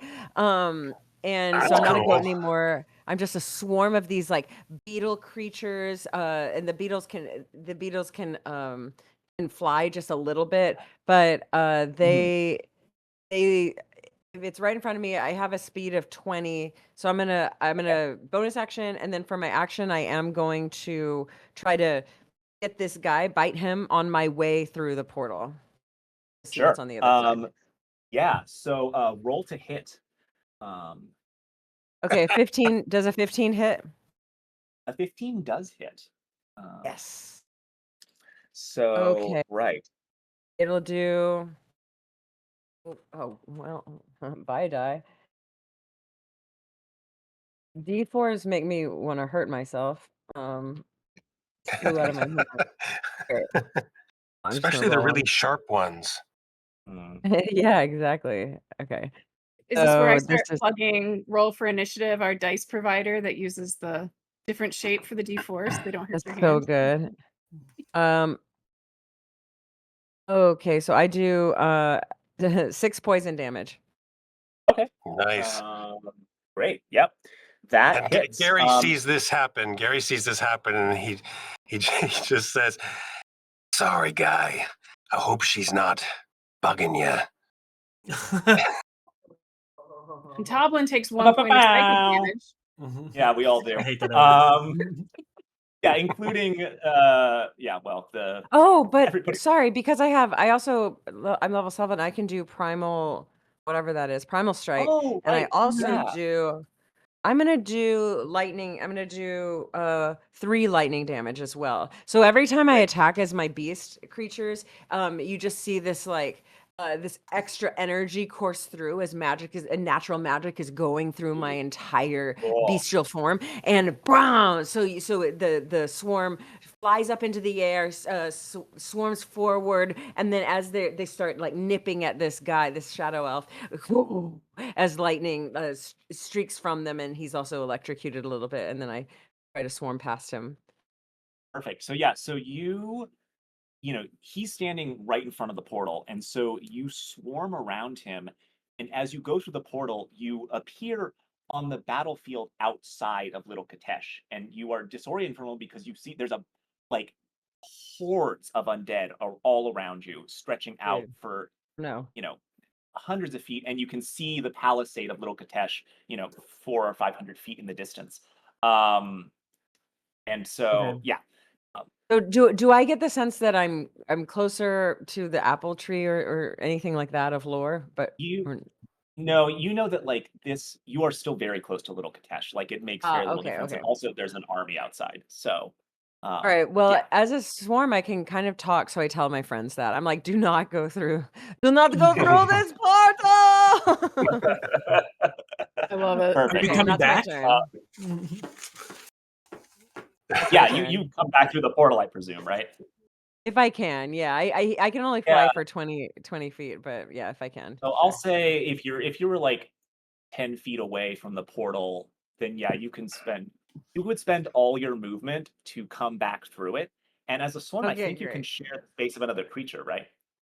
It's a bonus action to shift or a bonus action to end, but I'll end my turn as my bugs. So you just see this like the goat turns into bugs, goes forward, electrocutes, and then comes back, goes through the portal and comes back screaming, all in a matter of seconds. Screaming in 1,000 tiny little beetle voices. Yes, exactly. Love it. Yes. Okay, lovely. So you are, I'm going to say, because you're a swarm, occupying the same space as the elf Okay. for the moment. Okay, cool. And so that brings us to Gary, and then Toblin will be on deck after the elf. Okay, right. So Gary's just like he doesn't like ghouls, and he really doesn't like ghoul masters. So he's going to draw his silver sword, and he's going to leap in. Am I close enough to leap in? Yeah, oh, absolutely. Yeah. He's going to leap in and attack with his silver sword.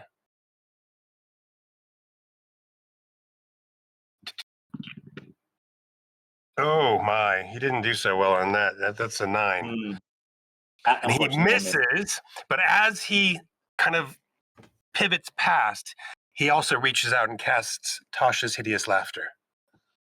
on the Ooh. guy with the spear.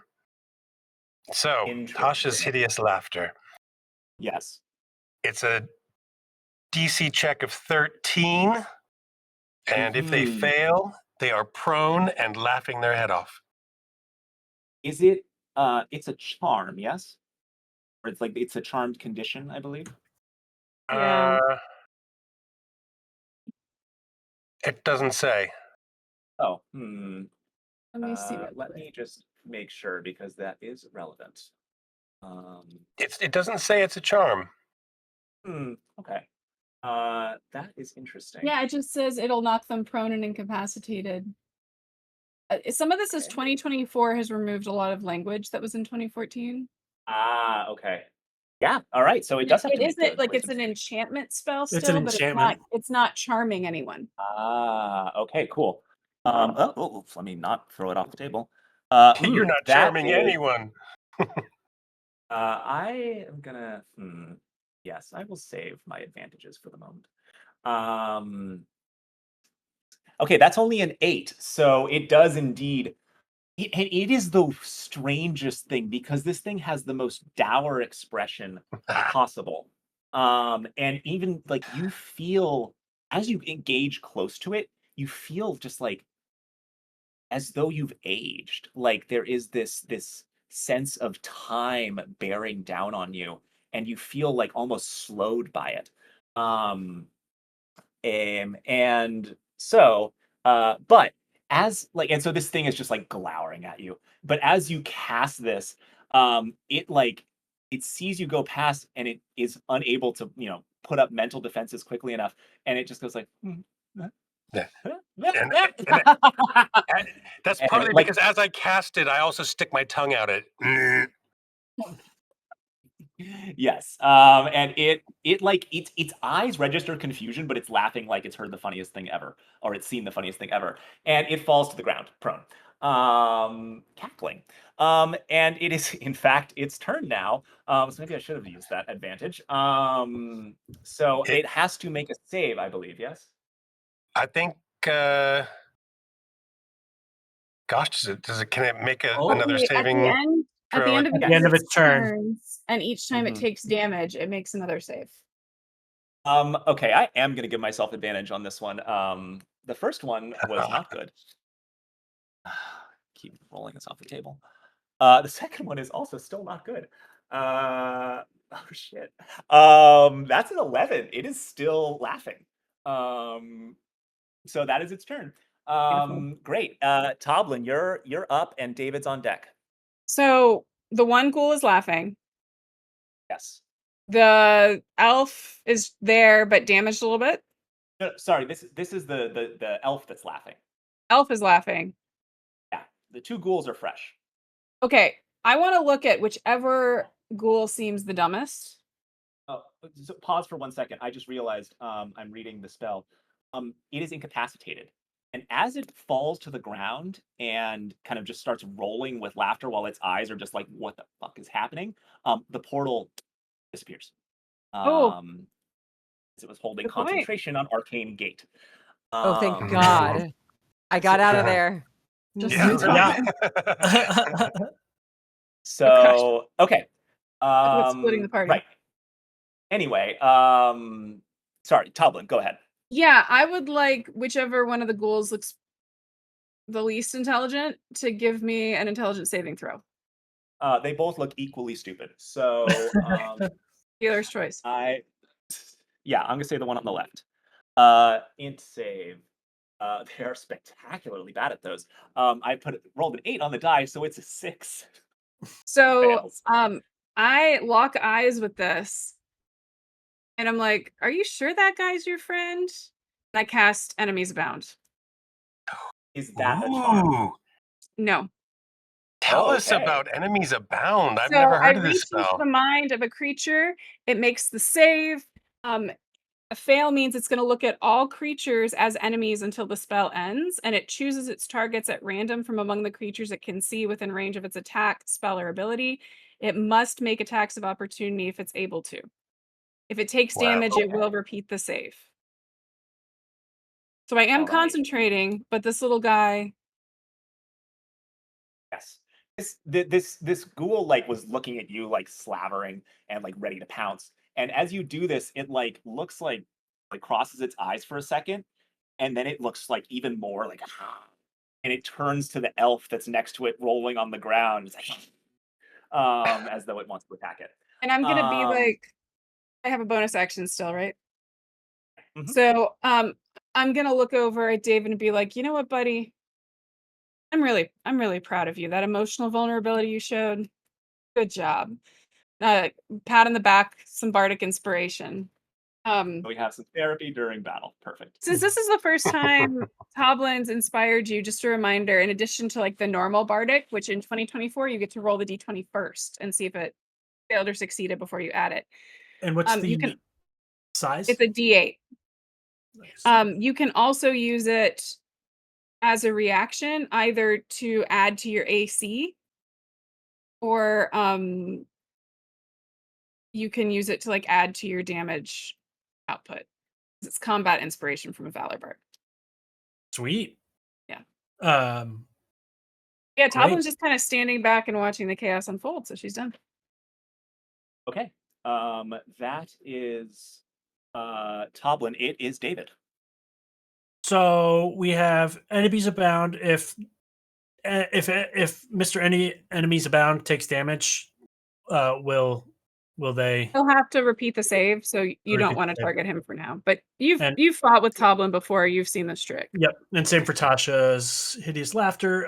So I will let's do a cantrip. We're gonna do Sorcerer's Burst on Nice.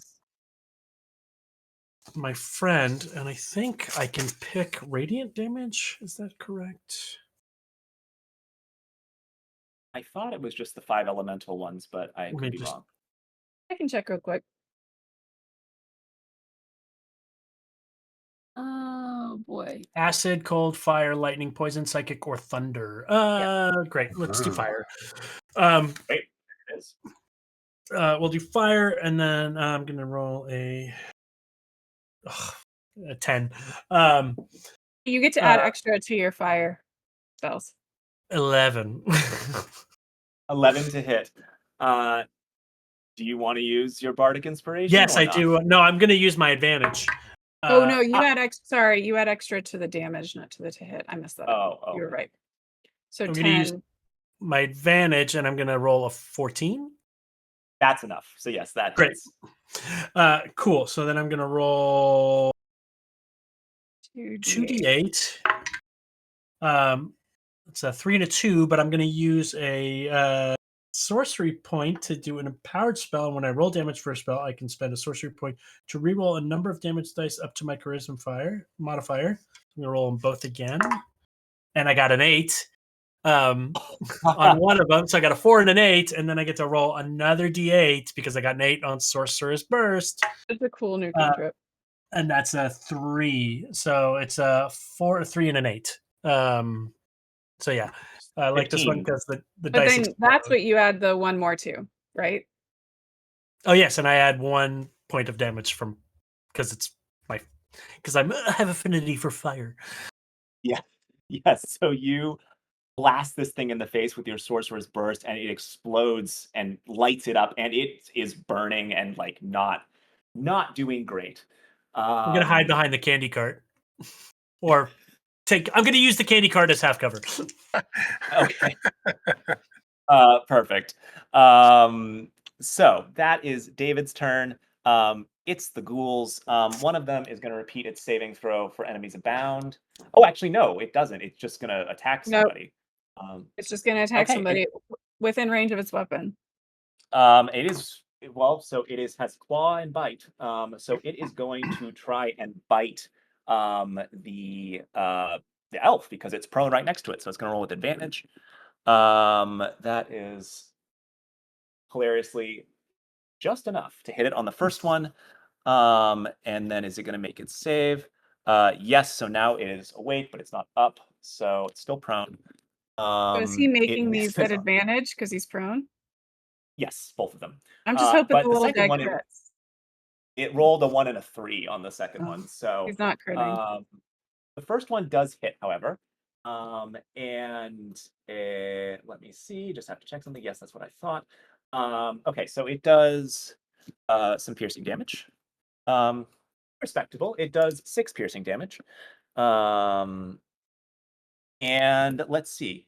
But Tasha's hideous laughter ends on the elf as it takes damage and it snaps out of it and it like looks up and it glares at Gary. It's just Sorry, doing a buddy. I whole, thought he'd be next like, to his other little ghoul friend. it's doing a whole gothy thing, and you interrupted it. I think it just. Did you make the save? I make the save at the end of the turn. Yes. Sorry, for Tasha's, he makes a save when he takes damage. Yes, that's what I made for Yeah. the Shadow Archive. Gotcha. Okay. Sorry, I'm trying to track the two spells. I'm getting them confused. Okay, so the other one is gonna rush forward and attack David because it did not like that getting blasted in the face. However, that is 100% gonna miss with the first bite, and then it's gonna take another bite attack. And that is also gonna miss. It was a 2 and a 5 on the dice. So that is the ghouls. We're back around to Yana with Gary on deck. Okay, sweet. So because of my like effigy merged with my token in Wild Yes. Companion, can we say that like I created that guy at the beginning of the last long rest and I just keep it with me? Sure. Yeah. Okay, great. So I'm gonna stay in my swarm, but you're gonna see a like cute little firefly come out, and my bonus action is gonna. Well, I guess I'm still just gonna bite him in my form. That's gonna be my main attack. So first thing, let's see. Oh yeah, does a 21 hit? Yeah, and you can roll with advantage because it's prone, and you're It's in its prone. face. Just in case you get a Oh, wait, crit. we're trying not to do damage to him, huh? No, well, I. so He's up. Yeah, so my it already little. broke. I got one of the Okay. ghouls to attack its friends, and he attacked that guy, so I ruined the spell. But at least Oh, okay, that's amazing. we But you closed the kind of have portal. to. Yeah, I was hoping he'd go for the other ghoul, but that's the problem with that spell. Okay, so Yeah. he takes 7 poison damage and 7 lightning damage again. Oh damn! And Okay. then my my little guy, my little firefly is gonna move I guess to the main guy, the big elf boy, Shadowcry, whatever, and he's gonna glow like this dragonfly is gonna just like glow in red, and as he does, he's not gonna burn up, but it's like he's just magically a fireball, and they actually, when a creature, all right, you may take a reaction. Oh, or this is gonna glow red for now, and I can use a reaction in a second to do something to him. And then I'm gonna move my swarm outside of his. I don't know. That's kind of funny to keep the beetles on him. I'm gonna keep the beetles on. I think that's just a fun flavor Yeah. thing. Yeah, so there's just a bunch of beetles like swarming all over this Shadow Kai. Which was Cool. that's stuff. That's my turn, and I have a reaction that I'm gonna take as that my dragonfly glows red. I think Cool. you. Do you want to do that now? I think you can because it doesn't. It's just Doesn't like when a specify creature when. in the aura takes damage. So yeah, even though you're the one that gave it damage, I think rules is written, it works. Oh, okay, perfect. Then yes, I as soon as he takes damage, it's like the dragonfly feels that and feeds off of his fear, and he's gonna explode in fire damage and do. There's not even a Do I save. make a save? No, you just take 10 fire damage. Oh shit! So Okay. this is that effigy feature. Right. Yeah. It Yeah, it's creates like a an aura, and combo. within it, Yana can use a reaction to do this. Wow. Amazing. God bless us Cool. all. All right. Goodbye, Shadowkai. Okay, that's my turn. Pretty cool. Excellent. That's So great. cool. All right, Gary, it's you, and then Todd will be Right. up after the Shadow. So Gary, Gary just is like, right, this has to end now. So he's going to make 2 attacks with his longsword, his silvered longsword, on the guy with the spear. Okay, He's great. had enough of this guy's hideous laughter, and he's going to attack. So, And he's prone, right? Still? Mm-hmm. so the first So yeah, attack is a 12. you have advantage on these, by the way, because it's prone. Oh, well, okay, that makes it a 14. That's enough. Okay. Should I just do both attacks and then do damage afterwards? Sure. Okay. Oops, 3. Oh, the second attack misses. Okay. So we've got 1d6 plus 4 damage. You have That's 7. Okay. do you have one of your locks of hair on that? No, I didn't specify that I'd You're put that good. on or anything, so it's on my mind. You're good. You're good. I just know I messed up Okay. your character sheet. All No, right, no, you didn't so mess it up. It's fine. Right. Okay. That anything else from Gary, or are you just gonna hang out there? That's it. I'm just, yeah, hanging out. Okay. Cool. I'm casually leaning against the overturned candy cart. Go on then. Let's have a go. Perfect. It is going to. Interesting. Um, so it's gonna stand up and look around, see the 4 of you bearing down on it and its ghouls, see that its portal is gone, and so it is going to. Yes. First of all, it's going to stab or try to stab Gary because it's snap. So we will do the first one. Does a yeah, dirty 20 is going to hit, I presume. Ooh, you know what? As a Oh. reaction, I cast shield. Ooh, cool. So what's your AC now? My AC, what shield does, it's a reaction. When you're hit by an attack roll or targeted by magic missile, it gives you a +5 bonus to AC. My AC is 17, so that makes my AC 22. Perfect. All right. So the first one goes to stab you with this nasty looking spear, but you bring up a wall of force that deflects it. The second one, however, is going to be a 24 to hit. So that will get past the shield. And it stabs into you. And as it does, you feel just like a coldness that is absolute. And the where it stabs you just pain radiates into the rest of your body, and you take some amount of damage. You take let's see. So you take 6 piercing damage plus 25 necrotic damage. Oh, Um, no! 25 necrotic! Oh my Yep. god! Okay. Luckily, you have a potion of healing or greater healing Yeah. for later. Papa, I mean So- Gary, no. That's 31 damage. Wow. Wow. He looks down at his stomach where this knife plunged into him, and he just goes, "Oh no, not again, necrotic." Ugh. Right. So that's 2 of its attacks. It is going to use its last part of its multi-attack to actually look at all 4 of you, and it kind of holds up both hands, one still gripping the spear, and you feel this wave of just energy pour over you that causes you to like look inward, and you are confronted with every time when you were a kid something incredibly terrifying happened, and it's trying to manipulate you, and I need all of you to give me wisdom saving throws, I believe. Is this a Oh charm? no. It's casting fear. Okay. Wisdom saving throw. Yes. What's the DC? Well, let me know what you roll and I'll tell you. Oh, okay. Yeah, fair enough. I rolled a 15. Okay, you are afraid. I'm Oh, afraid. man. I'm afraid. I'm afraid. I'm Eh. 24. You're fine.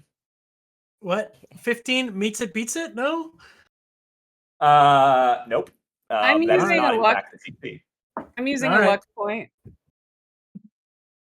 17. That is enough. The DC was 16. I'm scared. So yes, both David and Gary are terrified as you are overwhelmed by oh, and I just realized you should have had disadvantage on that, but whatever, it's fine. You're overwhelmed by this fear that's been pulled out of you from deep within your memory. And having then you know, basically caused two of you to start turning to run in fear, it's just going to move away and use the rest My of little its guy 60. takes an opportunity attack. I was going to say I take an opportunity attack as well. I have No, no idea because you are what does fear do to me though. Does it just mean that I yes. attack with disadvantage? Or? No, the fear spell is different. So let's see. When So frightened it's by the spell, it's not just frightened, it's something different. yes, this is the fear spell. So, oh wait, that's 2014 version. Stand by. Looking up stuff in the rules. That's D&D. Song. All right, so every creature in a 30-foot cone must succeed on a wisdom saving throw or drop whatever it's holding and have the frightened condition for the duration. A frightened creature takes the dash action and moves away from you by the safest route on each of its turns unless there is nowhere to move. The creature ends its turn in a space where it doesn't have line of sight to you. The creature makes a wisdom saving throw. On a successful save, the spell ends on that creature. So I will say, David, you can duck behind the candy cart if you want to, but Gary, you are like in the middle of the street next to this thing. And so I guess actually you can still take opportunity attacks because you can take, it doesn't say anything about not taking reactions. You would do so with disadvantage.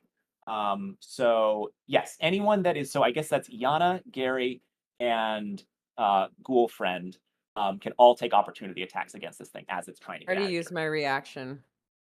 Okay, so yeah, there we go. You'll have Let's see. disadvantage on it though. Although actually, maybe not. Oh no, because you hit with the first attack, not the second attack. Never mind. Sorry, I'm Okay. weapon mastery. Ghoul Friend misses. Come on, ghoul friends. Yeah, Ghoul Friend. Does it run towards us or away from us? It's running away from you. It's actually running toward the gate. Okay. It has, well, yeah, never mind. Is it my Give me turn an or insight check if you want. people Oh, I'm still- sorry. I thought Doug, were you going to roll an opportunity attack? I was. Now, what it says for frightened is the creature can't willingly move closer to the source of its fear. So is Right. this creature the source of my fear? It is, yes. But you But can it's running strike away it from while you. it's running away. It's just Yes. at disadvantage because it can actually it's not within line of sight if it turns and runs. Yeah, it is. He's right there. Yeah, but it's when he runs that provokes the opportunity attack, so he would have had to turn Correct. unless he's like running backwards. No. It's still within line of sight. It's the disadvantage. I tried for you. So I can attack it. Yes. Or with you may disadvantage. attack it. Correct. Yeah. Okay. All right.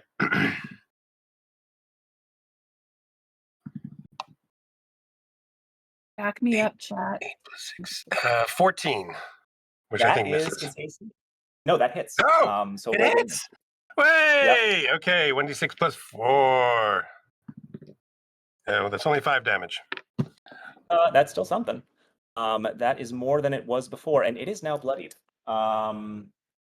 So that Doug, was you would technically have advantage on your next attack roll against that guy before the end of your next turn. If you're still afraid, it would give you advantage then because of Vex. All right, I'm just tracking the 2020. Oh yeah, that's interesting, Chris. Because Okay. I've hit it with my longsword. Technically, that gives me advantage, but I have disadvantage because of frightened, so it would zero it out Yeah, it zeroes out. for the next Cool. one. Yeah. The next Yeah, one. but it's now 15 feet away from you, because it's getting out of there. So that was the Shadar-kai. It's Toblin, and then David's on deck. Although, where is Gustavo? I think he's been swallowed. Oh So no. Toblin, how far is it away from Toblin? I'm gonna say 20, 25 feet. I was hiding behind the candy cart. Love it. All right, I have a couple of courses of action. Toblin wants to basically run around it to intercept it, like get between it and the gate. Mm-hmm. Okay. Yeah. And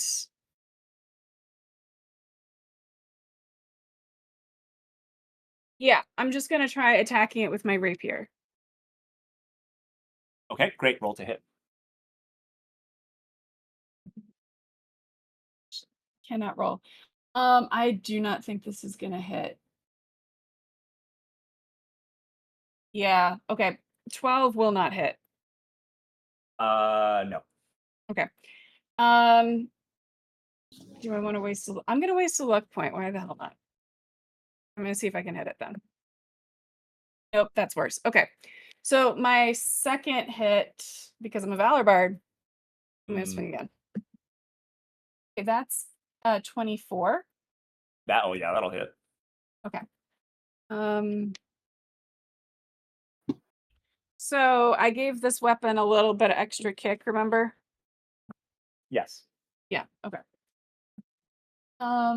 So that's gonna do, gosh. It's just 4 piercing damage, but another 2 cold damage. Okay. And then Cool. bonus action, I will inspire Gary. Okay. Come on, great. buck up. All It's right. not So very yeah. So inspiring. You're inspiring run me. up. You're inspired, you get a D8. I feel inspired. I want to paint. Draw more goats. Let me see something. Yes, delightful. So you run up, you get in front of it, and it gives you this glare, but then you don't care. You stab it. And it Did takes it? damage. Did that trigger a concentration check? It already lost is it concentrating on For fear? fear. I didn't know if fear is concentration. Oh, it is. Oh, right. Okay. That's my bad. Nat 1. It fails. See? The buck up worked. Yeah, so it Hey! drops concentration on the fear spell. So now Gary and David are no longer afraid, and all the more reason for its next thing that it does, because as it kind of loses concentration on the spell, it kind of looks behind it, it looks at you, and it disappears. You feel a movement, an inrush of air in front of you, and that is that. It is David's turn.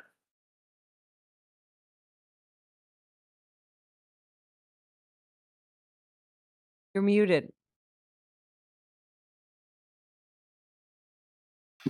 He's gone. Hmm. And the two how are the two ghouls looking? One is bad, right? One's fresh and one is bloodied. Okay. One is helpful. And the inrush of air, I would guess that it's some sort of teleport, right? You can make me check on that. Yeah. If you want to figure out what happened, give me an Arcana check. I don't care in the moment. Yeah. Well, I guess I'm okay at Arcana. But I'm not going to spend my action doing that. I'm going to do Firebolt on the Bloody Ghoul. Okay, great. Yeah. So, and I'm going to do Twin Spell, so it's going to target both of them. Oh, nice. That's a 16 plus 7. Yep, that'll hit. And then that is some amount of damage.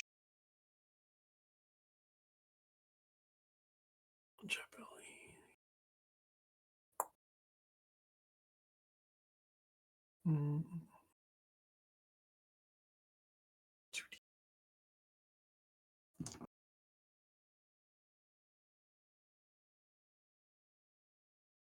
One just went flying. Sorry.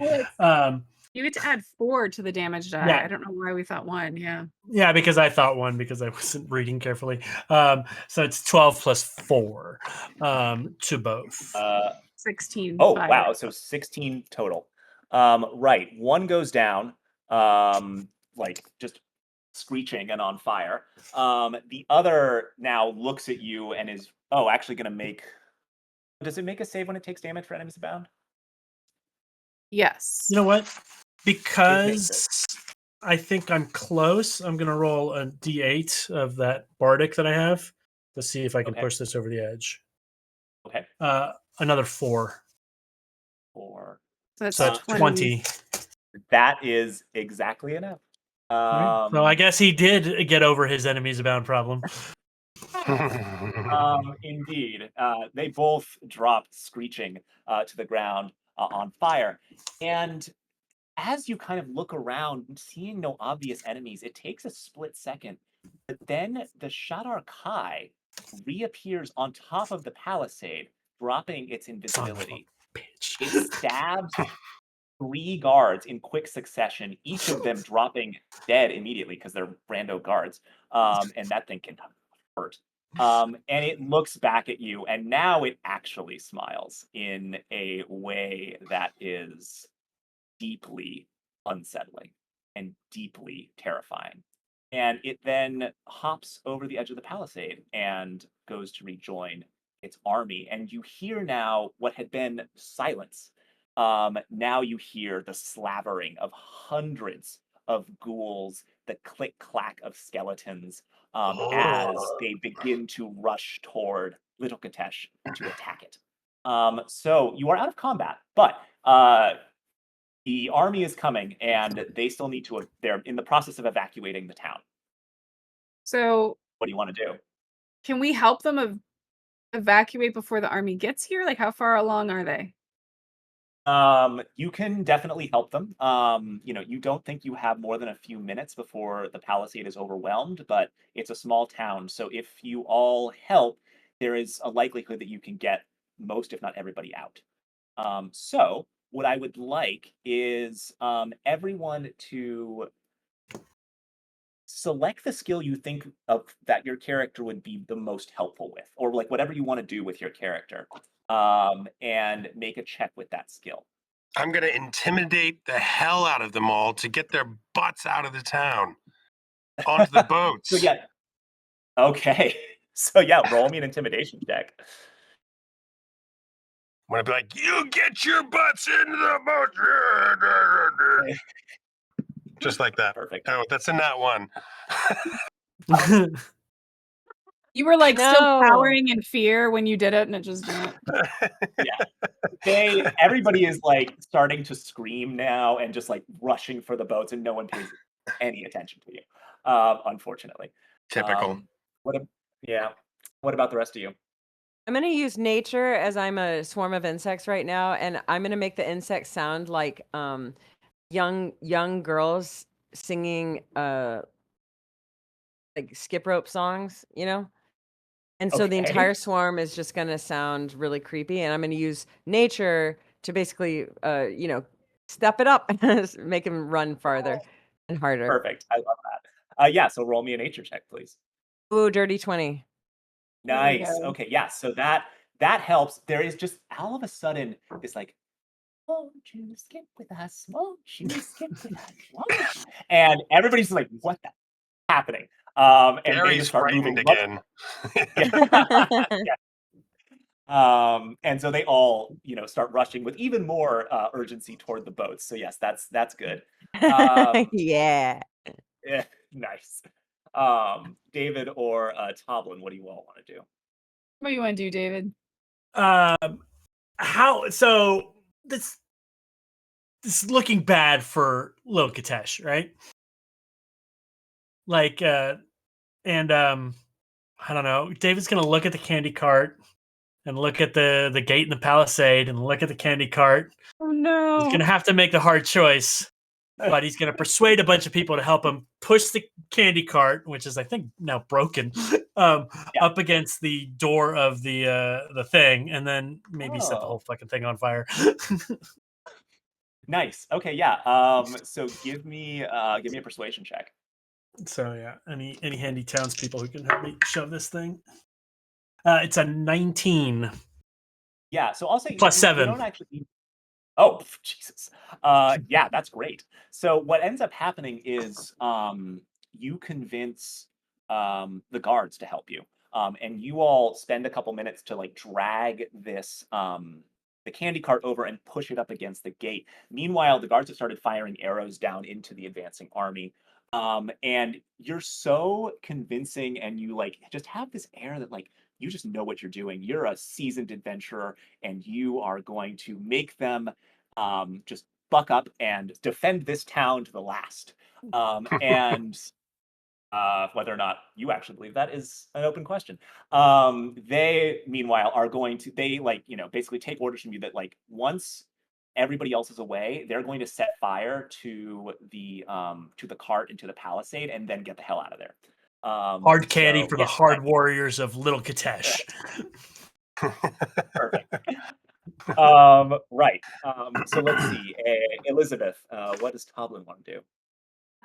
Toblin is gonna put away her rapier, grab her lute, and start singing the ballad of the brave goth goat that sacrificed itself into flames to save the city, to kind of like make them feel like they can do this, so they'll band together and help the folks moving slower and get everybody out of town. Great. All right. So give me a performance check. That's a nat 1. Oh, wow. So we had 2 fantastic rolls and 2 absolute garbage rolls. 1 plus 7 is 8. Cool. Okay. So Are we gonna need another one to break the tie? Or do we just lose and people die? What actually? So those of you that rolled that one, give me your actual scores. 1 plus whatever Actual the relevant modifier. Yeah. It's You had a 24. Yeah. 8. 8. Our actual scores. What do you mean? 1 So plus like you rolled in that one. What's your Oh, right. I intimidation did modifier? intimidation, so I rolled in that one. So it's 4. 4. Okay. Excuse me while I do some quick math. You don't even need the math. We still suck. I mean, it's not that bad. If you put the 2 of us together, we were halfway Me and decent. Elizabeth are like a comedy duo. We're like running around like headless chickens, bumping into each other. So Yeah. I have rolled You're 7 like- different die, and like none of them have come up. I think I had So one good roll. you go to start playing your lute, and you're just ready to like launch, and you strum a few of the like I introductory just chords. and can't you trip rhyme like over Gary. goth and goat. And You it's trip bad. over Gary, and then you can't recover. You can't rhyme things, and it's a scene. My So lute's on been average, you burnt. had a 14, which is actually not bad. I will say, even with you are helping basically all the civilians get onto boats, but some of the soldiers who were going to stay behind to set fire to things, the after about 5 minutes, they start to yell that like basically the undead are just swarming the palisade to the point that they're climbing over each other to get over it, and so even the fire cannot really stop them as easily as otherwise, and so some of the guards don't make it out of Little Kitezh, but Well, that's okay. They're civilians. just pathetic NPCs, anyways. You say that as you hop in the boat to get away from Little. Look, I know that anyway, some of them yeah. may be your husbands or fathers or whatever, but they're just NPCs, so don't worry. It's really about us. So It's our story. yeah, it's true. We all have main character syndrome. So you all the four of you get into your own boat and row out, following the other boats that are now all rowing or sailing towards Greater Kitezh, which is some distance away. And many of them kind of outpace you. And after 20 or 30 minutes, you can see the boats in the distance, but you're kind of still by yourself with just the four of you in this boat. But as you're rowing and kind of looking out toward the city, you see a familiar eagle coming towards you. And it lands on the side of the boat, and it doesn't it's remain Favronia remains the eagle, but you hear her voice. She says, I am so sorry. I went and found the prince, and I convinced him, but while I was with him, there was a messenger that told me an army was headed toward Little Kitezh. I came to try and warn you, but it seems as though Little Kitezh has fallen. Yeah, we were Gary there. says, well, listen, Fibronia, you should have been a little bit earlier, as we've been fighting off ghouls and weirdos with spears. And where were you? Where were you? I was convincing the Prince of Greater Kitezh to rally the army to defend it from the other horde of ghouls and slavering demons that is trying to attack that city. Oh, we are right, all, that's all right. doing our jobs. The even like the beak has a bit of a smirk to it. As it Well, regards you. Fevronia, But we were unsuccessful. We were unsuccessful holding the city. Of course, we were underprepared, and these are not fighting people. They are merely citizens. However, we were successful in one of your charges, which was to find what the guardians of the forest. We know information of how to summon them. We must okay. find an apple tree and give of ourselves to the apple tree, those that are righteous of heart. And if we deem worthy, then the guardians will do something. I'm not sure what. I know an apple tree.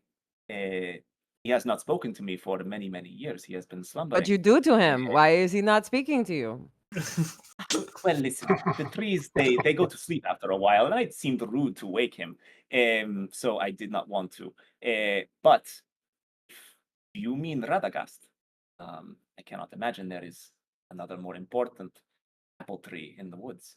Let me Very well. guess. We used to date him too. Like everybody. Evronia. Never mind. Oh, no, I think I do not think that was aimed at me, Sister Yana. Oh no, Oh, it at was. me? It was. It was aimed at the eagle. Toblin's just Oh. like, don't know. Everybody sleep with everybody. I don't know. This is a weird place. Going back to the story. There's goats. Just so many harness jokes. I did not date the Why tree. don't you show us where this Um, tree is? You know. I would be glad to. Thank you. And I shall help us reach it a little more quickly. And by the way, I do not blame you for the Toketesh. I know that you asked. It was not something that any of us expected, and I am glad that we were able to evacuate. It seems We like were fearless. We were intimidating. We sang heroic songs. We sold a lot of candy. We had a I was laugh. Sloth, and now I'm Bugs.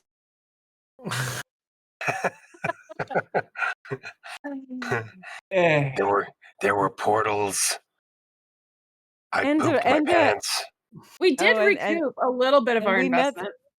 we re-met mine and Gary's son. Oh yeah, there was that too. You don't have a son with an apple tree, do you? At Favronia. Why are you fixated on the apple tree? It's a tree. It sounds like you two had a thing, and now you're not speaking, and then there were these two, and like I'm just like, you know. Favronia looks at the swarm of bugs that is Sister Yana and says, Sister Yana, where did you find these people? And she does not wait for a response. She kind of flaps her wings. She kind of gets back from the boat for a second, and her form once again sparkles and grows and grows. And she turns into a 20-foot beluga sturgeon that then slams into the water. And she swims around and starts pushing your boat toward the shore. So you make good time. And you head up toward the southern coast of Lake Yar. And once you arrive, Fevronia kind of transforms back into her, Furbolg self and leads you up into the woods. And you walk for some time. Hours go by. You at one point reach a kind of less forested point on the foothills heading up into the mountains, and you can see now Little Kitezh on fire. And the army that was there is still kind of occupying the area around it, but some of them are moving back east to presumably try and cross the river to get back to the main army. But you continue on into the forest, and just as we probably mid-afternoon, the sun is slowly dipping toward the horizon. And I will say that you can take a short rest as part of this journey. So yeah, you can go ahead and do whatever you need to do short rest wise. And yeah, so Gary, you're still pretty messed up, right? Yeah, man. I got like death flowing in my veins, it's disgusting. It's horrible, and it makes me like really sad. Yeah, but I'm gonna take the short rest, and I get to roll a d10 plus 3, see how many Yeah. hit points I get Yeah, back. exactly. You can do that any number of however many hit dice you want to spend. You will do 1d4 or 1d10 plus 3 that number of times. How many hit dice I want to spend? You have one Yes. for every level, so you have 7 that you can do in between long rests. Oh, heck. Yeah. That's cool. Oh, you're right. Yeah, of course. Okay. All right. That way we can save our potions. Just FYI, I have not 12. forgotten about the advantages that have been granted me. I was will come hoping into you play. used all Oh, of you them. still have those? Oh, I still have 2 advantages and a disadvantage. 21. So, Stella, did you anyway. use your advantage? You used yours, right? Me, I blew mine immediately. So you continue through the forest, and I put an image up on Albert Rodeo just for flavor. And you eventually come, as the sun dips toward the horizon, to a grove deep in the forest, up, almost on the mountains. And there are many apple trees here, not just the one that you have come to find, but dozens of apple trees stand here, all bearing fruit. And there is at the center of this grove one apple tree that is greater and grander than all the rest. And its branches spread out for 20, 30 feet. It's, probably 30 or 40 feet high. A very unusually large apple tree. And Fevronia goes up to it. And she beckons you all. She says, "This is Radagast. What did Baba Eva tell you of how this works?" We must ask a request that we think it can grant, and then make a sacrifice of some sort. Joy or sorrow. It might ask for something, but otherwise we have to give it from And we have ourselves. the person requesting it has to be Righteous pure of heart. righteous of heart. Thank you, Yana. You've always been better at remembering what other people have said, even when they were That's a wrong. compliment. Yeah, well, yes. Fevronia kind of looks at you all and she says, "Well, Kitezh is my land, and so I shall try. And she looks at the tree. She kind of looks up into its branches. She says, Radagast, is I Fevronia. There must be something that you can do to help. Please help me to protect this valley, to protect not just my family, my friends, my forest, all the creatures that live here, but cities, Greater Kitezh, what remains of Little Kitezh, its people. I must protect all of them. If there is power or if there is something you can do to save this valley, please help me. I require anything that you can give. And as she says this, you hear, or you feel rather than hear, a rumble in the ground. You sense like the leaves of Radagast kind of flutter in the wind, despite the fact there is no wind. And you then hear the beating of wings, but you see nothing at first. And then as you look up at the tree, you see as they are flying towards you, but appearing out of thin air as they're flying, two enormous birds, one solid black, the other pure white. But both of them have the heads and faces of women, and both of them alight on the apple tree. And they look like this. Ew, cool. Okay. And They look Fevronia like opera singers. a little bit. Um, It's a They good do time to sing in mention the Chris's legend. book. No. No. One of them has distinctly Um, Yana vibes. yeah. And Fevronia looks up at them. She looks back at you, and she says, These are the Siren and the Alkonost. I did not think they were real. I heard of them many years ago, but well done.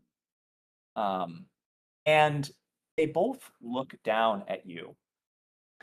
And the one in black, the Alkonost, says, You have asked, and you have been judged. You have been found worthy. And then the one in white says, But having been judged worthy,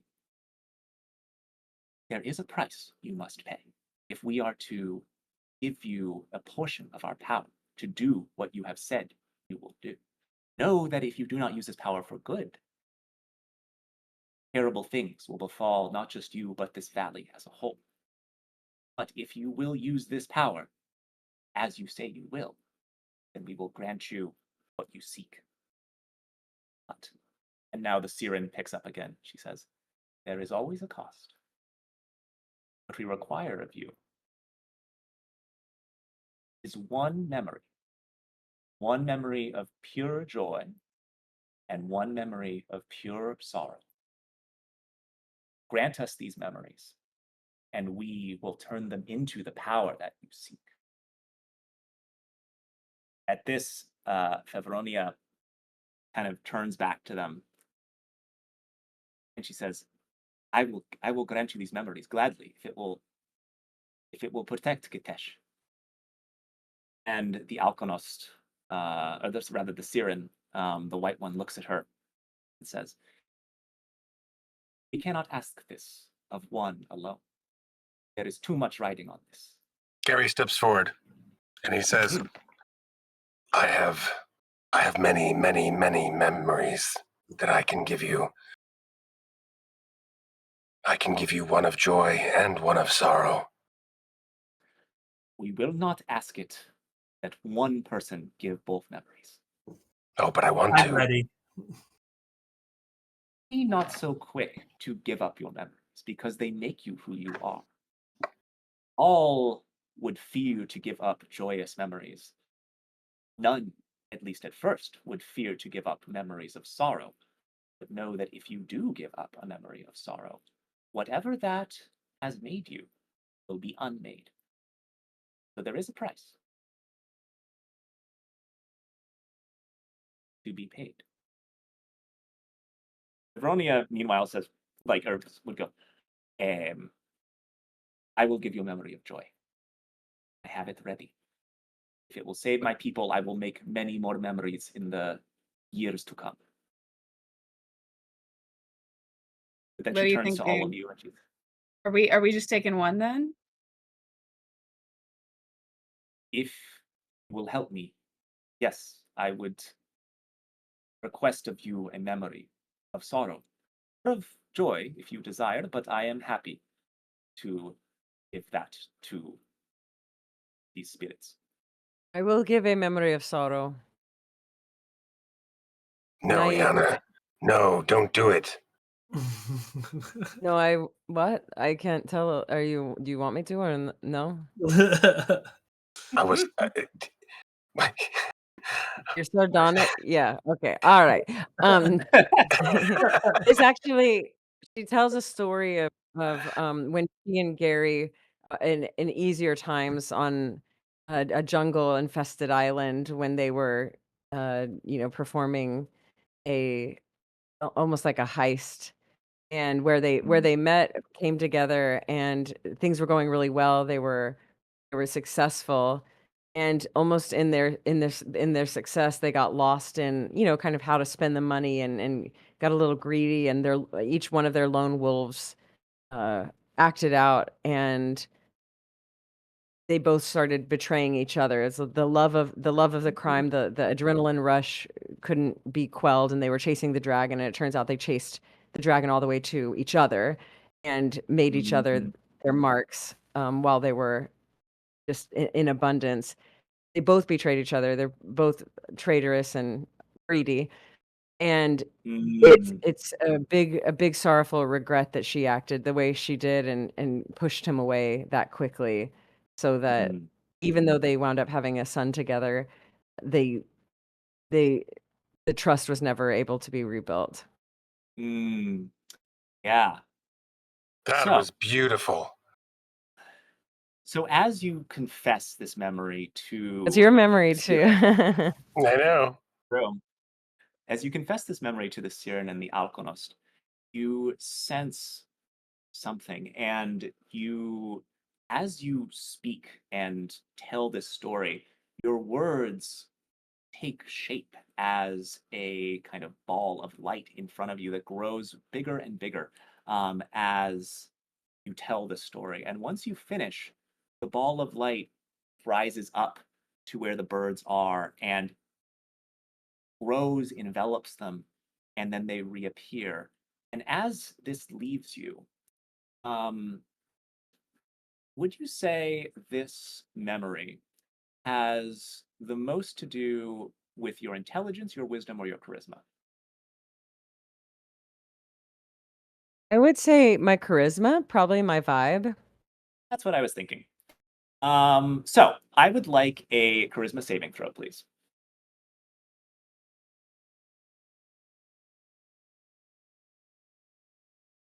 An 18 on the die, a 19.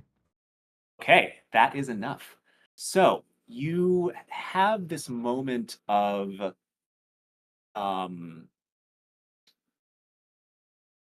strange feeling of emptiness, and you then have this another feeling of as though something was on the tip of your tongue that you wanted to say. Now it's gone, and you're left there standing, kind of slightly bewildered. And you look over at Gary, and you feel for a moment as though you can't explain why, but the bond between you has lessened somewhat.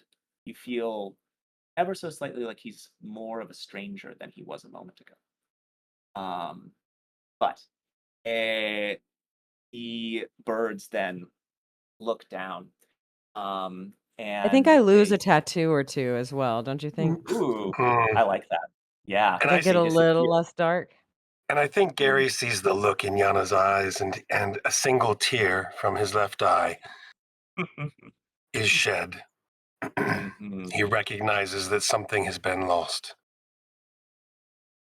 Yeah. So Favronia stands forth in front of the tree, and she tells a story of when she was invested by her clan to become their druid. Um, and she tells them of the moment when, after the ceremony, her parents came to her and told them how proud they were of her and how much they were looking forward to her serving the clan and building a legacy for their clan, um, that would carry forth into the future, that would see the forests of Kitezh grow, and that she was acting in the best traditions of not just her clan, but druids everywhere. And as she tells this story once again, um, there is this moment where her words become this ball of light, glows ever more intensely, and eventually rises up to once again envelop the birds. And let's see. Yeah, she too has a moment where she kind of looks inward, looks around at all of you, looks perplexed, but then kind of regains herself. Um, and the birds now look down at both of you and they say, "The price has been paid. These are powerful memories, both of you. And the power that we can grant you," looking at Fronia, "power that we can grant you will be commensurately great. So use this power as you said you will, and you may yet save Kitezh." Um, and now, in an almost a reverse of what just happened, both of the birds begin to glow brighter and brighter until an orb of pure brilliance sits in the boughs of Radagast.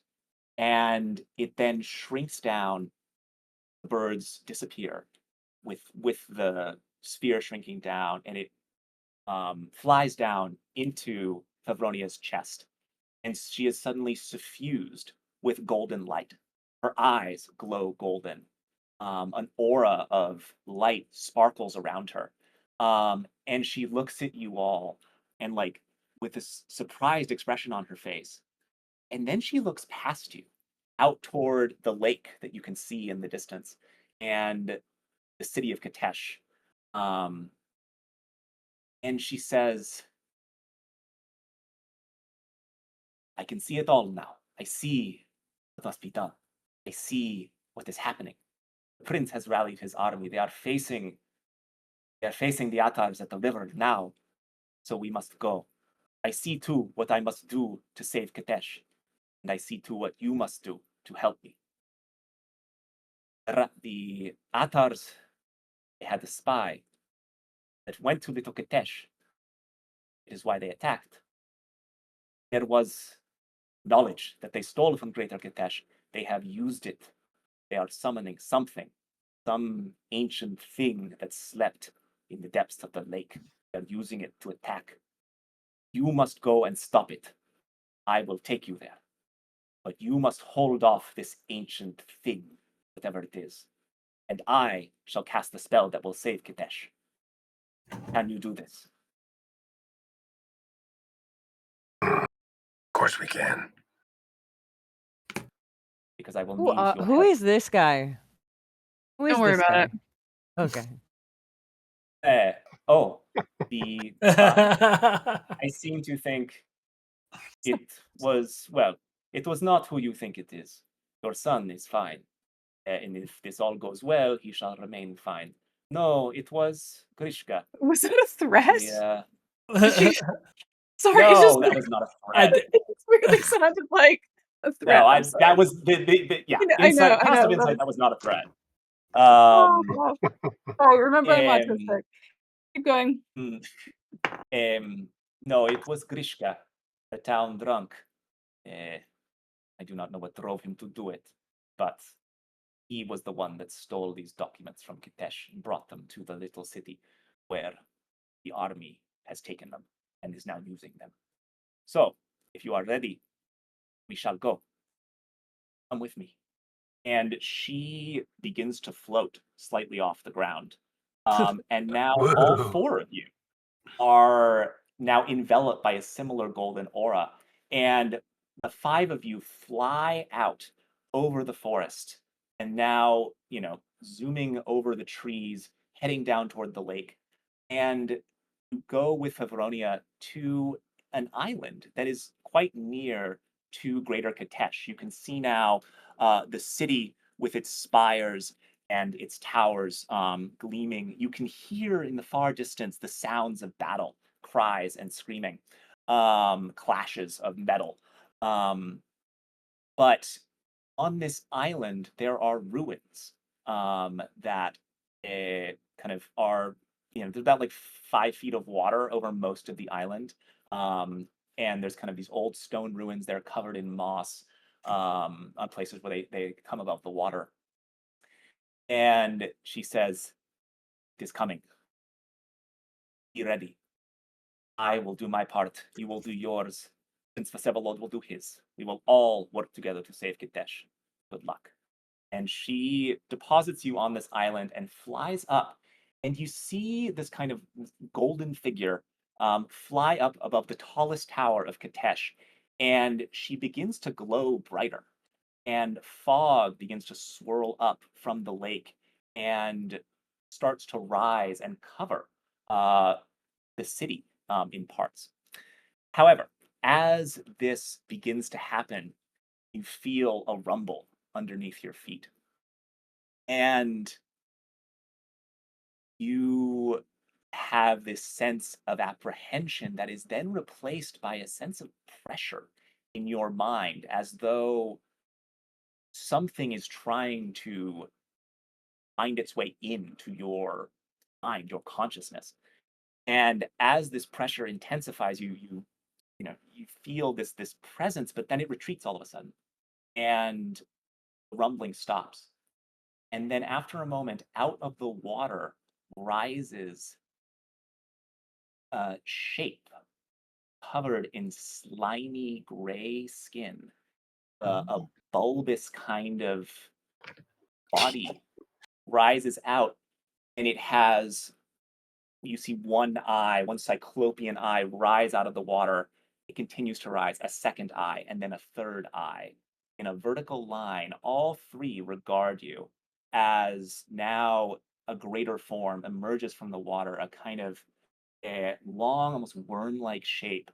Tentacles now rise out of the water as well, waving menacingly in your direction.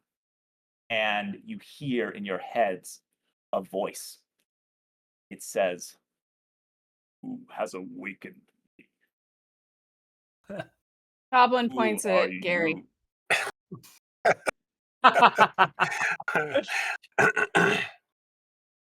Hey, man, I had nothing to do with this. We're just innocent travelers. Yeah, We're just you passing said that through. about Yuri too.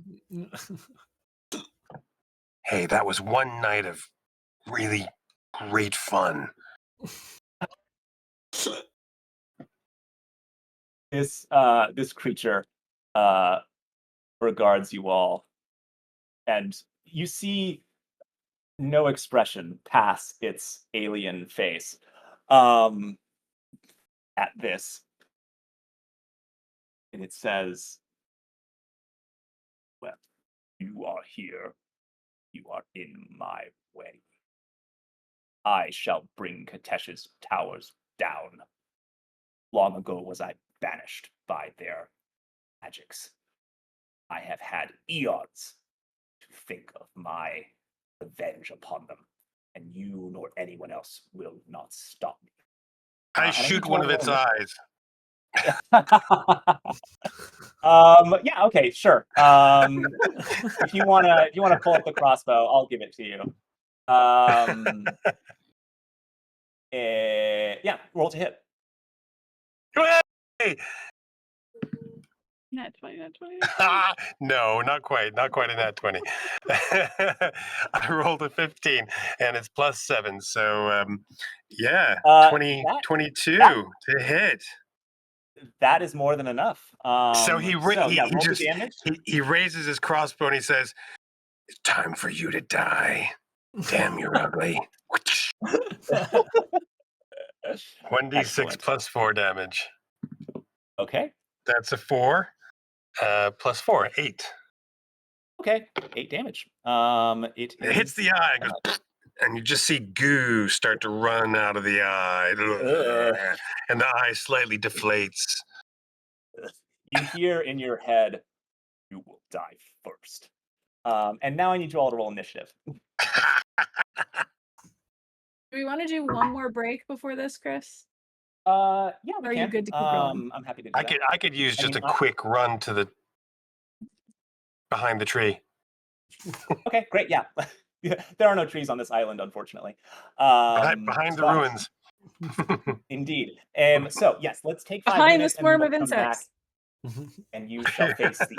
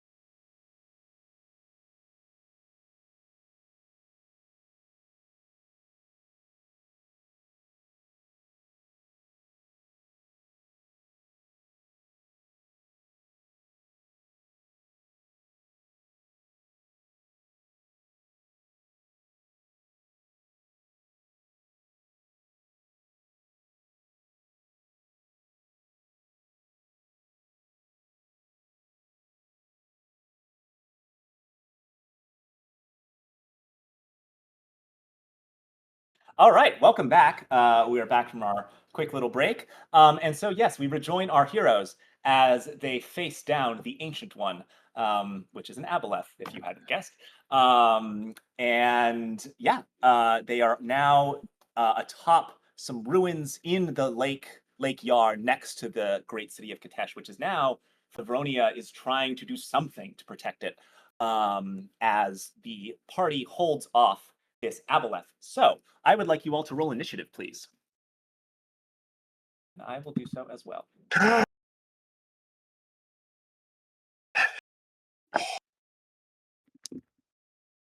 Oh wow, it rolled like garbage. Okay. Initiatives above 20. Was that a natural 20? I got a nat 20, which makes Yeah. it 24. We got 2 nat 20s. Oh my god. Way. Oh wow. All right. So 24 for Gary and 21. 21. All right, 24, 21, 15 to 20.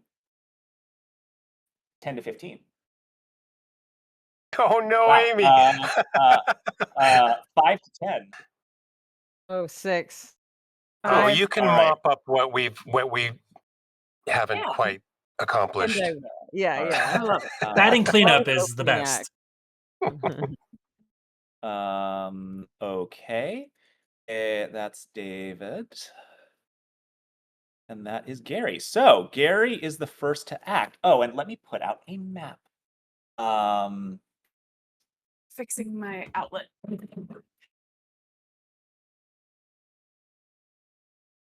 So, you all should be able to move your tokens. And that. The Ancient One is in the water. Where's the pointer? Right, the kind of where the lighter greenish area is land. There are higher points here, here, here, and here. Behind which you could currently hide if you so chose. This is a big pile of rubble just south of it, but it is kind of still in the water, but kind of head is poking above it. One eye somewhat damaged by Gary's arrow. So Gary, you're up first. David, you are on deck. Cool. Right. So what I do is you see Gary just kind of like he's chuffed that he knocked out one of these eyes. He's thrilled. He's actually like patted himself on the back. And in that same action, he draws a sword, his silvered sword, and as an action, you see him pull from a little bag on his belt a lock of hair, and it's already tied into a lovely little lock with a little braid around it and everything. And he loops it around the hilt of his sword and secures it to the handle. Right, and it's this lovely black, beautiful, just beautiful black lock of hair. And then with his second action, he still has his sword in his hand. He pulls the light crossbow out, and he takes another shot at another of the eyes. Okay, great. Roll to hit. So that's action Ooh. surge, yes? No, that's not action surge. He gets 2 attacks. Oh. So this item, we didn't really have like a how long it takes to. Oh. Well, I'll give it to you as a I've bonus attached action. it. I've attached it to the Yeah. to the handle of the sword. Yeah. But that Yeah. was the action. Oh yeah, so I was two explaining to actions. Chris. I don't even think I. Or does it an action doesn't count as an attack? So, Well, and I'll say you can take 2 attacks per action, but this item we didn't actually say it takes any amount of time to do it. So if you want to Oh, hand I wave see. that part, Chris, then just that's give him fine. his. Yeah. I'll say you can use it as a free object interaction. Since you're already attuned to it. It's just, tying it around. And so yeah, so you can roll to hit with the Okay. crossbow. Cool. All right. So that's a 21. That'll hit. Hey! D6 plus 4. It's a 2 on the dice, and that makes it a 6. All right, 6 damage. All right, great. Anything else on your turn? No. Well, I'm just going to. He's going to move a little bit. He's just going to move just slightly in front of Toblin. Toblin? How do you pronounce it? Toblin. I don't know. Toblin. In like a protective stance. Mm. Because Toblin is an old friend of Gary's, and he doesn't want to see her get hurt. And, she's really just along for the ride. He likes the stories that she tells and the songs that she sings. And, So he's in a guarding stance in front of Dublin. Excellent. Right, and so you're still on land. You are out of range. Interesting. Okay. So that is Gary's turn. It's David. Okay. Can I move to here? Right? Should be, yes. Yeah. That should be plenty. Great. Yes, you're able to scramble up the rocks and get on top of this kind of pillar. Yeah. So I'm standing on this pillar, super exposed. But I'm going to use my bonus action to do innate sorcery, which is a bonus action. I unleash my inner magic. Spell save DCs for my sorcerer spells increased by 1. I have advantage on sorcerer spell attack rolls, and I can use up to 2 meta magic options on each spell. Great.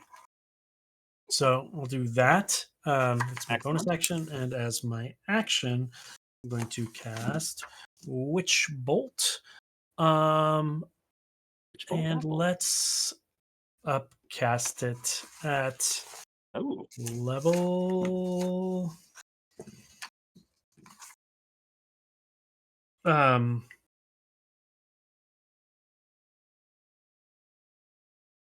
3. Okay. Roll to hit. Great.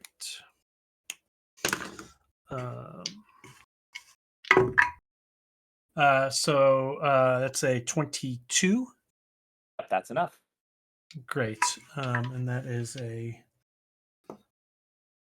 upcast at level 3. That's a d12 for each one. 2 6. 12. 9. 1. So 1, 12, 9, and 6. Wow, 40, 12. Wow. Yeah, because I upcast it. Yeah. So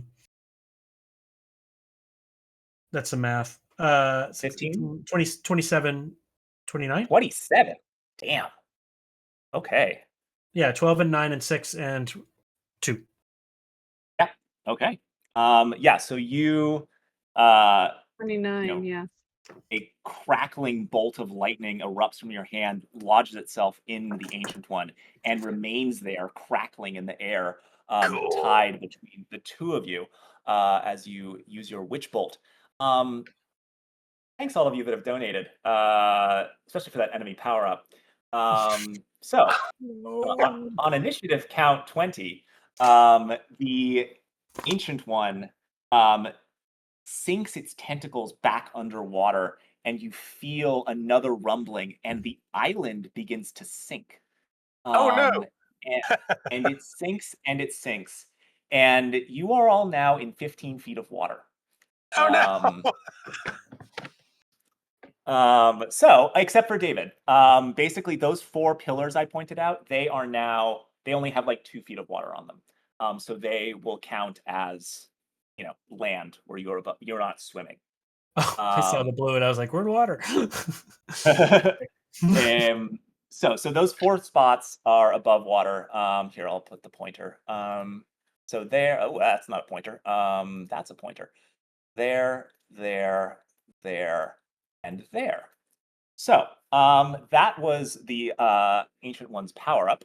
So now it is going to take its turn. And Yana, you are on deck. So it is going to swim over here, having 40 feet of swim speed. Let's see, 5, 10, 15, 20, 25. Perfect. So it now will. So one thing, as the water rises, or rather, as you all sink into the water, now that you're swimming, you can see um, there's this like cloud of something awful, kind of, and like mucus almost coming off of the aboleth, surrounding it in the water. Oh no. And as it approaches you, Gary, since you are within, actually, I'll just move it up one more. Since you're within 5 feet of it, I need a Constitution saving throw.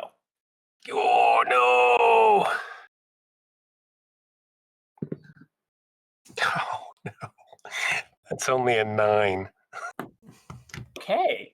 Well,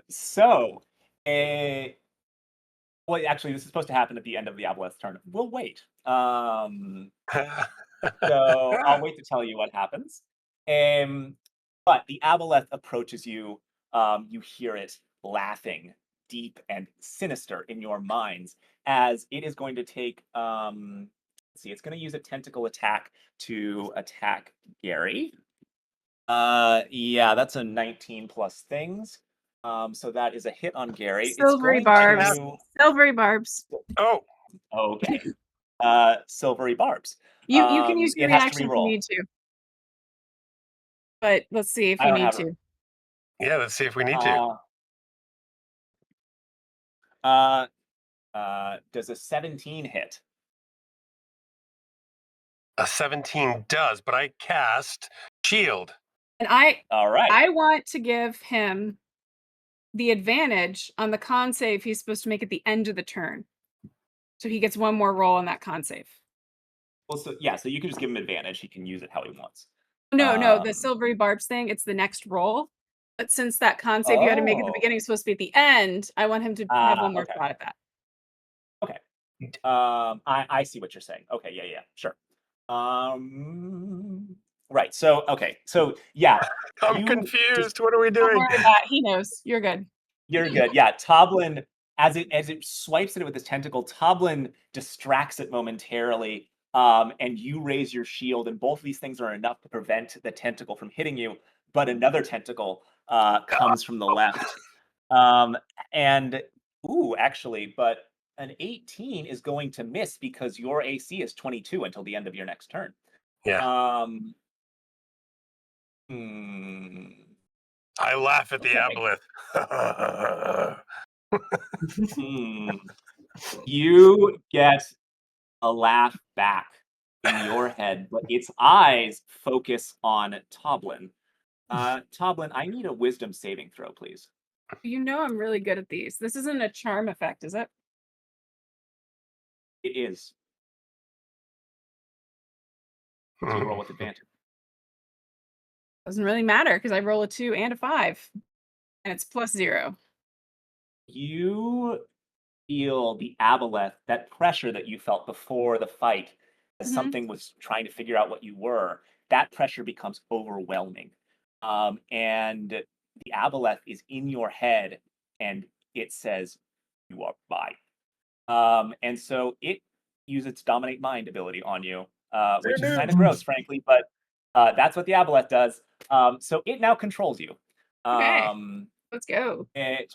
While charmed, the target acts as an ally to the aboleth and is under its control while within 60 feet of it. In addition, the aboleth and the target communicate telepathically with each other over any distance, so that's fun. Right, but that is the aboleth's turn. It's going to stay there, and now, Gary, I need another Constitution saving throw. Another one. Because of silver. Yes. Ooh, I rolled a 15 and I'm at +6, so 21. That is enough. You resist the kind of the mucus like over your skin. It feels almost alive, like it's trying to find its way in, but you tough it out. So that is And it's that. like, ew, ugh. That's the aboleth's turn. It's Yana's turn. Okay, great. David's on. Sorry, Top My was on deck. first thing I'm gonna do is move so I can stand here, but nowhere else. Like, Correct. okay, then I'm gonna use 20 feet to move. I'm gonna cast. Well, so I'm gonna take. when you're in water, it's difficult terrain. So it's half, so I can't even get there. Yeah. All right, well I'm gonna make a move. Oop, he tries. Okay. Tries to get You're there. almost there. Can I still cast a spell though? Oh, absolutely. Yes. When I'm swimming. Okay, so I'm gonna take my insect staff that I'm kind of like holding, and I'm gonna cast. You see it glow for a little second of green energy as the bugs on the staff of the carvings actually turn to life, and a swarm of an insect plague manifests. And I cast it in a 20-foot sphere. And if you let me draw it, then I will. Please do. Yeah. Well, actually, I'm we gonna have a try little to. shape on it. Oh, We do you have a want me shape. to? I can do Yes. it. Let me find. Give me a minute. Oh wait, I got it. Do you want? Okay. Perfect. Oh, Is it 20? it's 20. I But want to get is it a radius? a 20-foot Yes. radius. Yes. So it's actually like 40. It's 40 diameter. Yeah. Yes. There you Oh, go. shoot. Get out of here. Okay. Wow. Well, I would like it to not. I would like it to maybe be. Yeah. Just because it's bad. So it's like this insect Because swarm. it's bad. It's also a sphere, so it goes underwater too. Okay. Oh, interesting. Yeah. Wow. Okay. So this is insect plague. It also is difficult terrain for, if that matters. Well, that But actually matters for the aboleth because the aboleth treats water like it has swim speed. So, so that Oh, will matter okay. for the All right. aboleth. Yeah. Yeah, so all of these swarming locusts like fill up, and it makes a Constitution saving throw. I already rolled the damage for it. Okay. A Constitution saving throw, and DC is 13. Not the Pretty best. funny, unfortunately. So. 20. Okay, so he still takes 10 piercing damage as these insects are gnawing on him. And then that's. And then as a bonus action, I'm just gonna I'm gonna try to push him back into the swarm with my telekinetic shove. So Ooh, sure. DC 13 strength saving throw. Okay.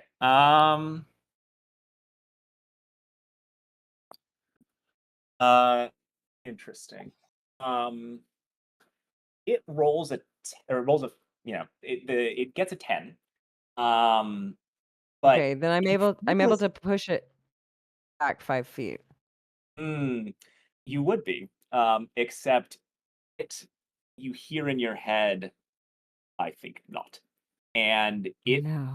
through sheer force of will, resists, despite the fact that you feel like that should have worked. So you did burn a legendary resistance. Yay.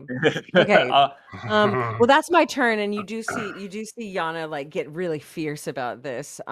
She's still in a way still attached to Gary, so yeah, she's still trying to. The attachment's still there. It's just it's changed now slightly. It's changed a little. Yeah, so that was her version of helping him out.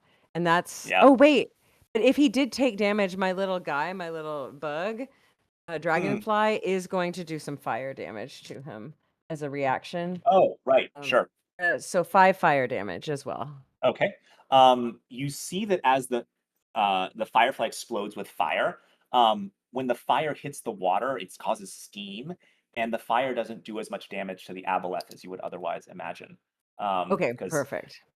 everything that's underwater has fire resistance when Okay. you're swimming. So cool. Right. Right, so that is Yana. It's Toblin's turn. Toblin So is what does currently Toblin controlled by do? the aboleth. Toblin, sorry, Oh wait, Elizabeth. did it have to make a concentration check after the fire damage?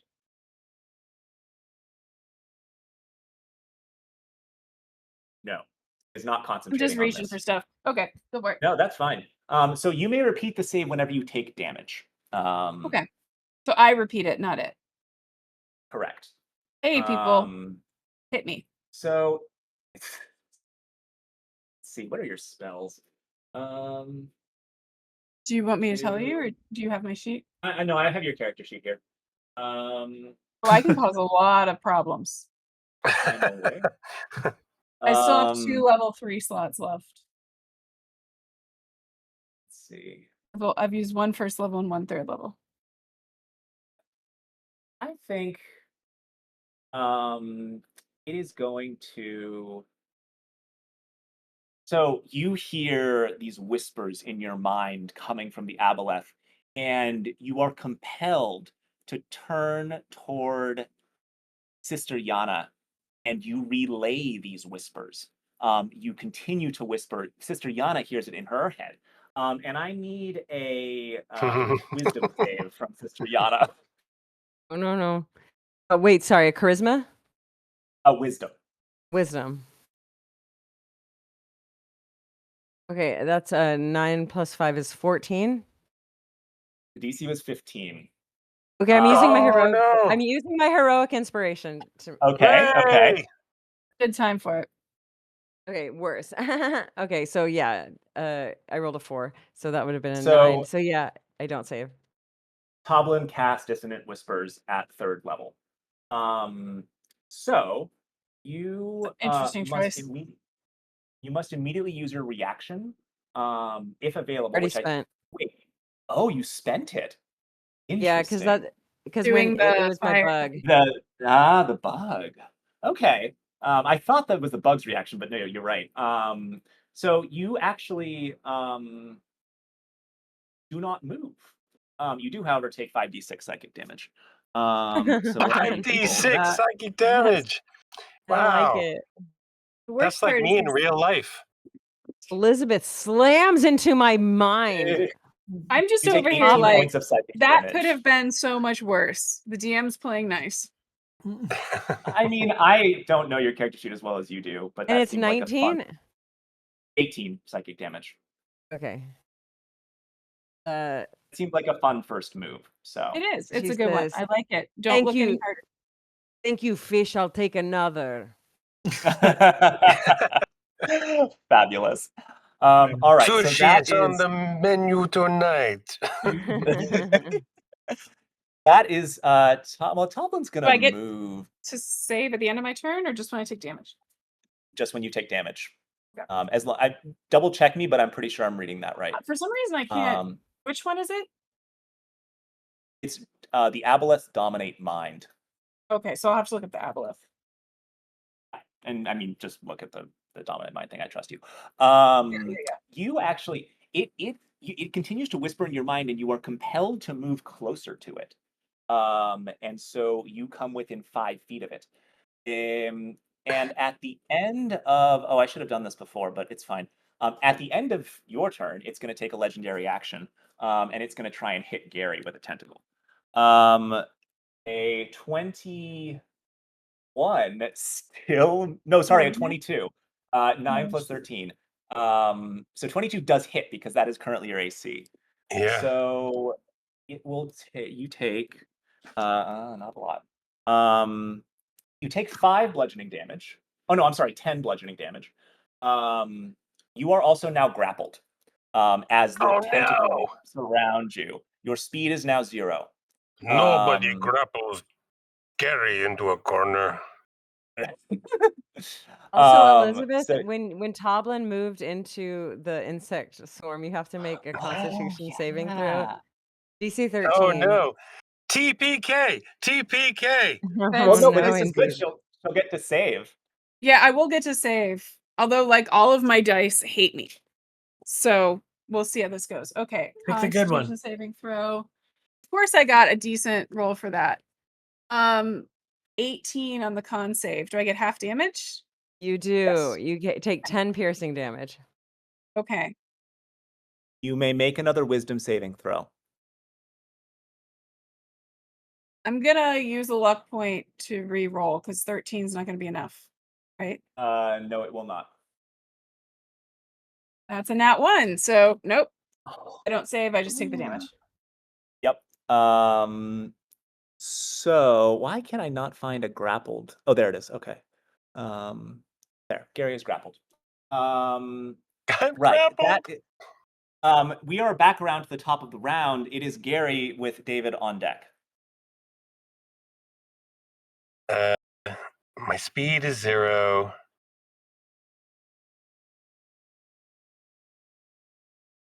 Disadvantage on attack rolls. Oh, no, it's okay. Yeah. Oh, damn it. Did you hit him last time? You hit him with a crossbow bolt, right? Yes. I did.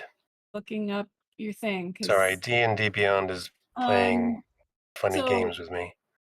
Was that which crossbow was it? Was it your hand crossbow or your light crossbow? Huh? I only have You have- one. Oh, okay, that says hand crossbow. Vax, I think you have advantage on this roll.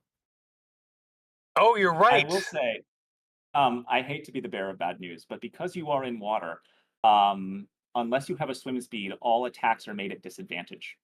All melee attacks. I'm wearing So flippers. So the advantage and the disadvantage cancel each other out for this next hit. So Okay. you just roll a straight hit. It's Okay, still so- better than it was about to be.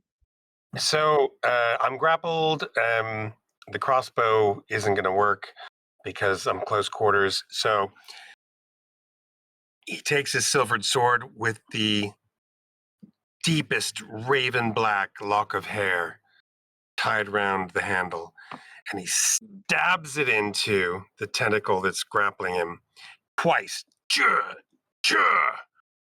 Nice. Right. Okay. So make me 2 attack rolls, please. 1 normal and 1 at disadvantage. One is a crit. No, I'm not shitting you. Look. That's awesome. No, I believe you. That's amazing. Those But are yeah, awesome so dice too. Yeah, Yeah. they're really cool. Yeah, they're from Dispel Dice. They're really cool dice. Oh, So the yeah. first one. So that's the first one's a crit. Okay, great. And so then roll the second attack at disadvantage. At disadvantage. Yes, because you're underwater. Okay, 6. It's a 12. That is not enough, but you did get that crit. So yeah, roll twice the dice and then do the math. You also get the 2d4s of lightning. Oh yeah, true. Yes. And it does make the sword D8. magical now, Chris, if that matters. Yeah, so the sword is magical, and it delivers 2d4? 2d4 isn't it? lightning, and then 2d6 for your regular damage. Well, it's are you sure? It's because of the critical hit. It's 1d. Oh, I see. 2d. Wait. 2d6 damage, regular damage.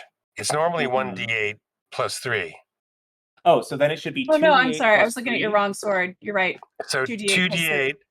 So 2d8 plus 3. That's a 1. That's a 3. So 7 plus a d4 lightning damage. You actually get Plus 2d4 lightning damage. Oh, okay. So I rolled a 2 and a 3, so 5. So what was that? 7 plus 5. Oh, okay. All right. And so yeah, so you I didn't you actually add it stab up. I just told you. Oh. 7 plus 5 is 12. Did you add the that's 3 fine. for the modifier on the Yeah, your I damage? did. I rolled really poorly. Okay, Yeah, I okay, rolled you're good. poor damage. Does the So lightning damage yes, do any different? no.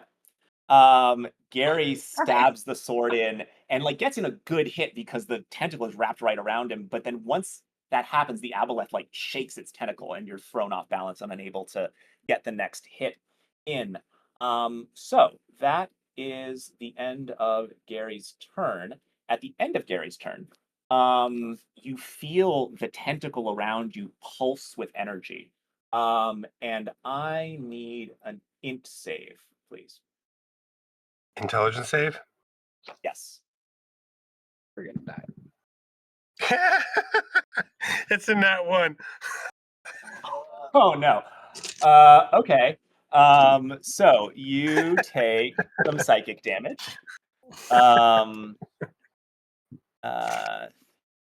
You take yes, 9 psychic damage, and the aboleth, the grip of its tentacle around you feels stronger as it draws strength from you.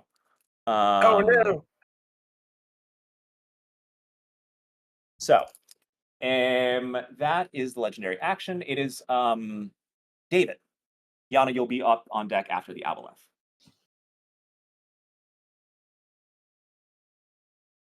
Well, I hate this. You can hit Okay. Toblin. Don't worry about hitting Toblin. Yeah. I guess let's just pile on here. I'm gonna cast Ice Storm. Ooh, okay. Which is another circle. Let's put it on top of the existing circle. It's a 40-foot cylinder, 40-foot high, 20-foot radius cylinder. Mhm. Range is 300 feet. I need a dex save. Okay. Where do you want to put it? Basically on top of the other thing. So that is a dirty 20. Is Toblin in it? Yeah, Toblin's in it. Okay. That's a dirty. That's 20. another I nat hate- one with I another don't die. like it that So it's a dirty Toblin will 20. take all the damage. Oh wait, I'm going to use a luck point to give you disadvantage. Me? How about that? Yeah, you. Okay. Oh no, can I do that? That No, I don't think I is- can do that. I'm making that up. Okay. I misread that. That's fine. I can give you disadvantage on an attack roll against me. All right. Well, great. You make it, but you take 2d10, 9, and then 46. Of course, I don't have those handy. Ugh.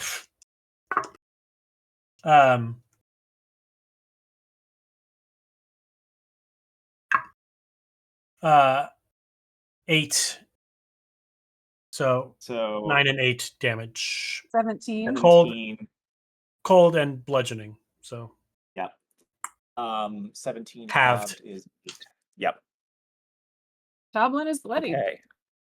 oh no. Did you at least make the save? I haven't made it yet. I don't. Nope. Did not make the save. Oh my god. Okay. I Death think to Dublin. Bad time. The aboleth is, I think, I'm going to use my bonus action to use my witch bolt and give it an 11 more damage. Ooh, Cool. okay. Wait. Nice right, one. because that's just in the air now. All right, yeah. Yeah, until okay. I concentrate on Wait, something else. That gives me damage too, right? No, the witch No. bolt is just it. Oh, it's witch bolt. Yeah. Okay. Yeah. It is now bloodied, I will say, the aboleth. Okay. However, Get in. for its legendary action, it can use consume memories as it's using its psychic drain ability. It can do that on someone it has grappled or someone it has charmed. So Toblin, I would love an intelligence saving throw. No. This is going really great over here, y'all. I should do on the owlbear. Yeah, I'm gonna do it on the owlbear. Oh, So yeah. everybody can see it. Can you roll dice in Owlbear? Yep. Uh-huh. Oh. Yeah, if you click on the dice thing up at the top. Oh, look at that. Nope. She's got a so plus that 1 to fails. that. It's a 9. Sorry, dice are going everywhere. Okay. You take 7 psychic damage. It is gonna the wounds on its body from y'all's attacks, some of them knit together as it draws strength from Toblin. But Toblin, you can now make another save to see if you can throw off. I'm just gonna keep rolling this above table because I feel like that's a lot more interesting. She has a +0 to her whiz saves, and there's Oh, another Wow, that's no! 3 natural ones? with Wow, totally yeah, different okay. ways of rolling it. It's just this is where the dice are put in the story. Uh-huh. Well, Wow. You want to? unfortunately, it is the Aboleth's turn. So I think it's going to do some things. It is going to, that's not the Aboleth, that is. Gary's like, Let's see. ooh, there's tentacles under the water. So let's see, 10, 20, 25, 30. Right. So oh wait, and it's Does already it take difficult terrain. damage So it at the actually, beginning of its turn from insect swarm? Oh, is it gonna oh, move? does it? Yeah, it's moving. And it's taking you with it. Man, I didn't pay for this travel excursion. What did I do? I just somehow separated. Oh, there we go. Okay, perfect.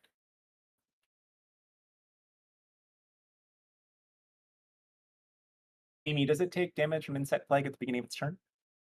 No, if it ends its turn there. Ah, okay.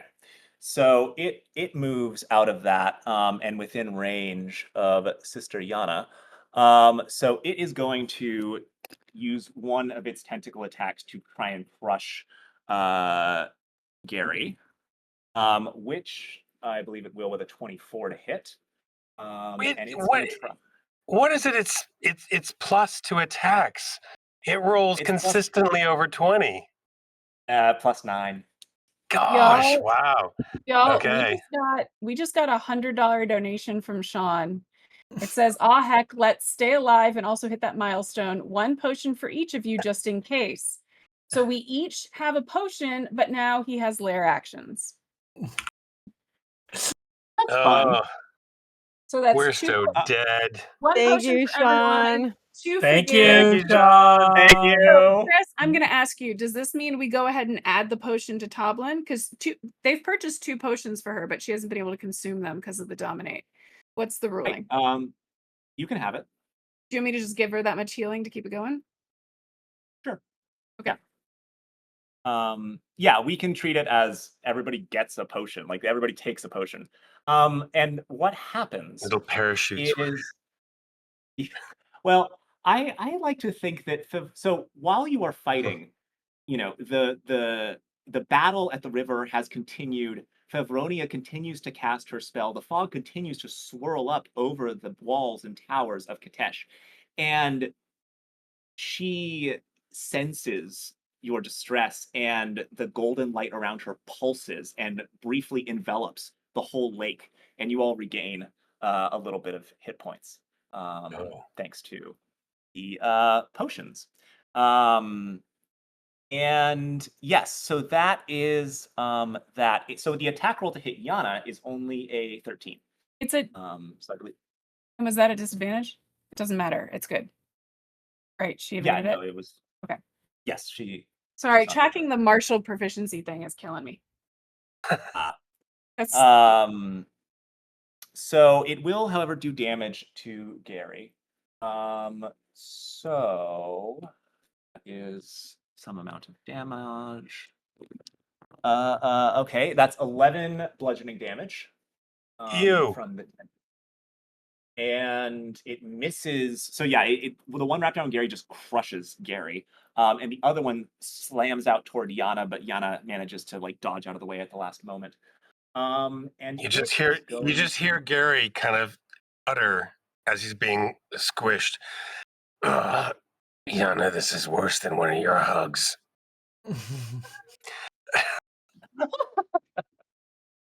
any of the Combative to bond that was last. left is now gone, I think. I said it was It's worse up to than Yana. one of your hugs. Worse than.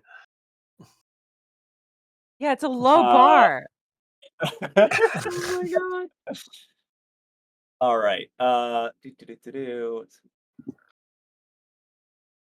emanation.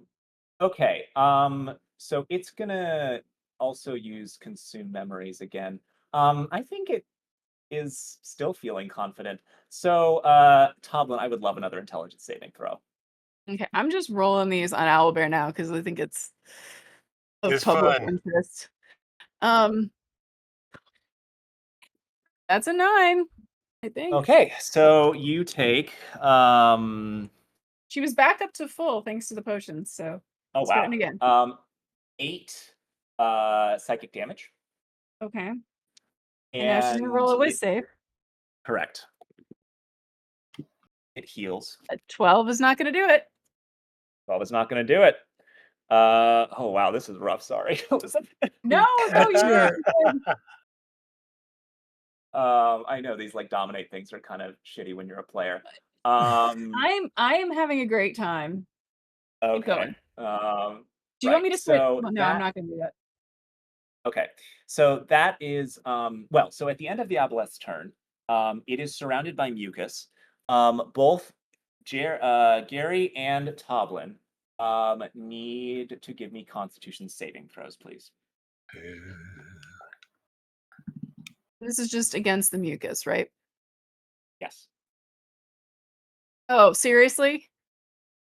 Seriously. Way! Hey, that's something. I Yeah, rolled a but 14 and I have a +6, so I got a dirty 20. I They're got a both nat fine. 20 now on the I roll know. that doesn't matter.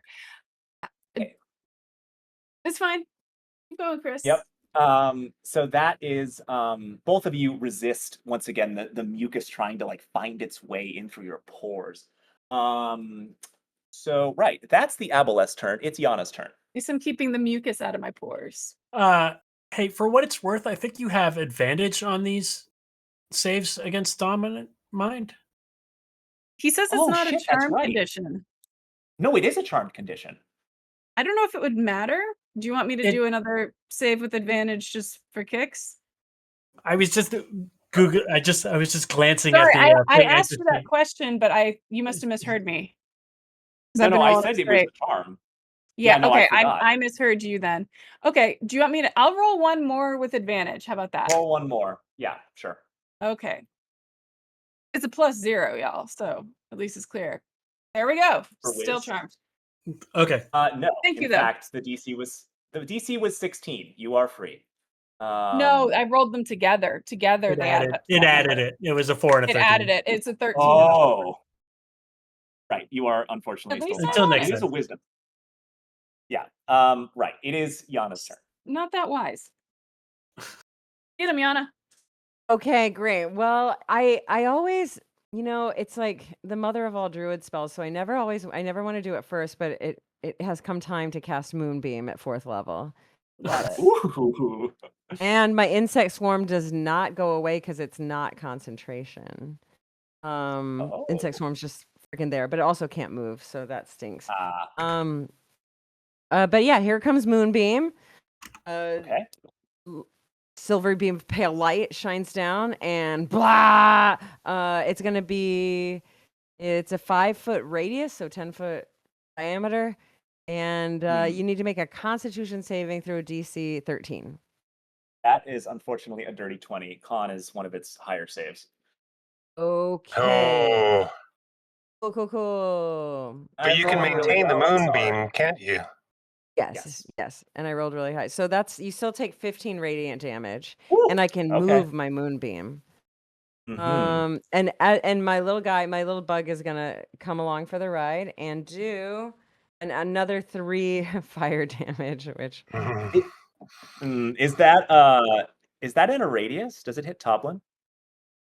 it's a 10 So there's a 10-foot diameter. There's a radius.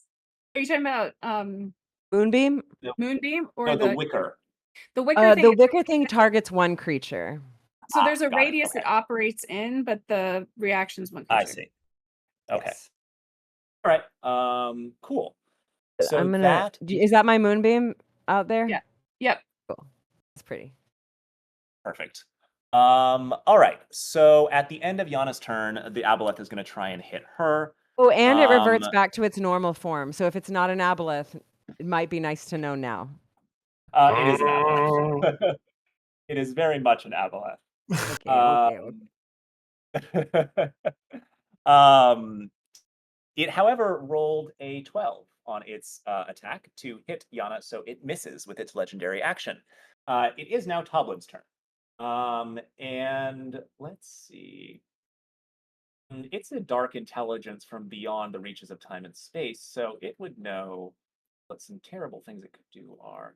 However, I am not a dark intelligence beyond the bounds of time and space, and I'm a little dumb, so I may pull the wrong thing here. But I think, hmm, Are you sure you're not a dark intelligence from somewhere deep in space? I mean, I don't know. If I was, I think I probably wouldn't tell you. Um, I would it have gone doesn't into like the something fact other than that, musicology.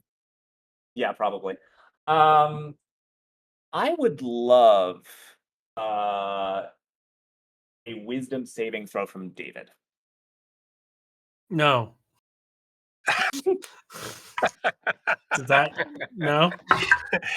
We can- Not an option. No, So unfortunately. we all Four- get one no. 14. That is not enough. And Toblin looks toward you and raises a hand, and suddenly beautiful swirly patterns appear in the air above you as she casts hypnotic pattern. And so you are now incapacitated. Do you Or do wait, you just charmed. you just Yes, do it so it will only hit him? Yes.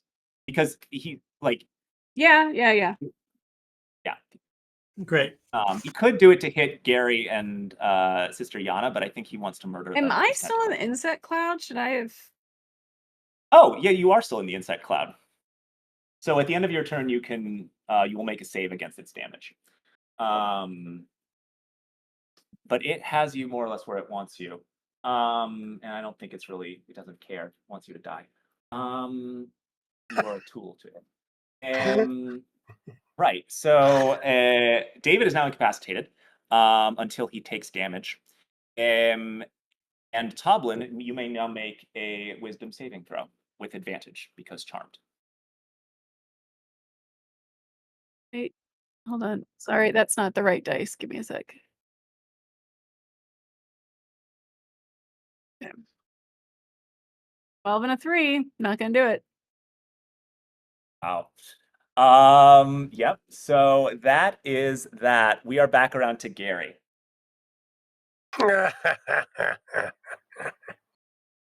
Wrapped up in a tentacle. Oh, Wrapped up in a tentacle. This is wild. So, is this the time? Mm. Yeah. Yeah. Well, I think it is because I think Yeah. Do it. Yeah. Okay. So Gary's like, I hoped never to have to do this. And he reaches around the tentacle, slime in the way, and pulls out another lock of hair. And this one is cherry red. And he ties it to the hilt of his silvery sword. And immediately there's an explosion of light and energy. And do you want to describe this, Chris, or? you can do it. I think Okay, there's an explosion of light and energy. And in the air above Gary appear two figures. One dressed in all black with lavender colored eyes, dark raven black hair, and the other dressed in green and gold and brown and cherry red hair. And the two of them look down and just say, Gary, Gary, Gary.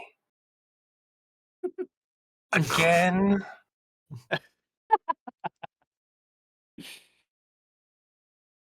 And I'm not quite yes, sure where to go from here. No, and I got it.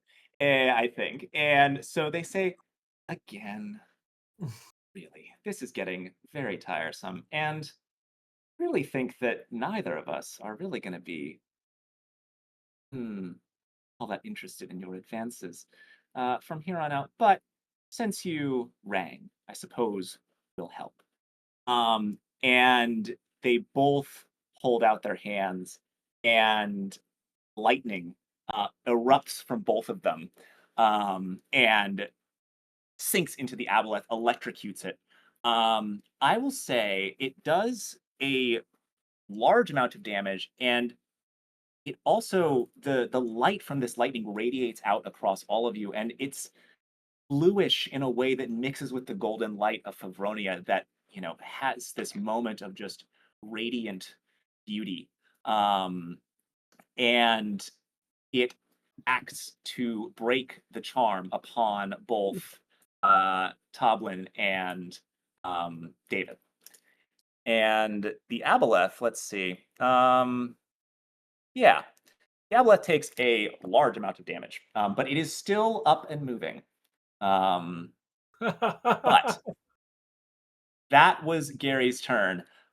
It's David. You are no longer charmed. Oh, great. How very exciting. Great. I will And I'll do. say, before you do that, though, the two sorceresses look down at Gary and they say, well, there goes your one get out of jail free card. Probably won't be seeing you. Ta-ta. And they disappear. Alrighty. Let's see here. What's going to do the most wrecking ballage?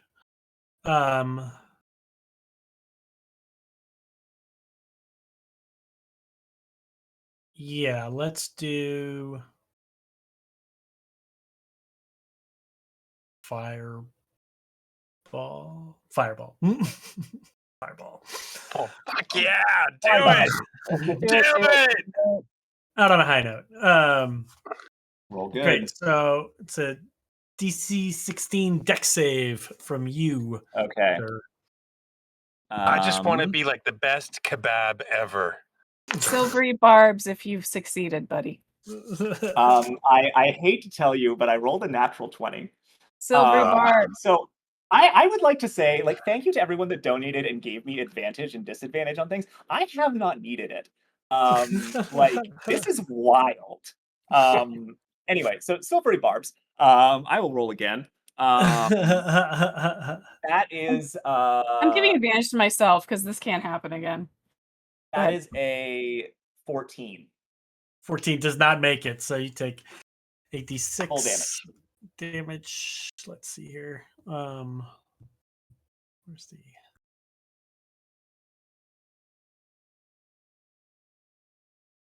I don't know. 86. 4, 2, 3, 3, 1, 6.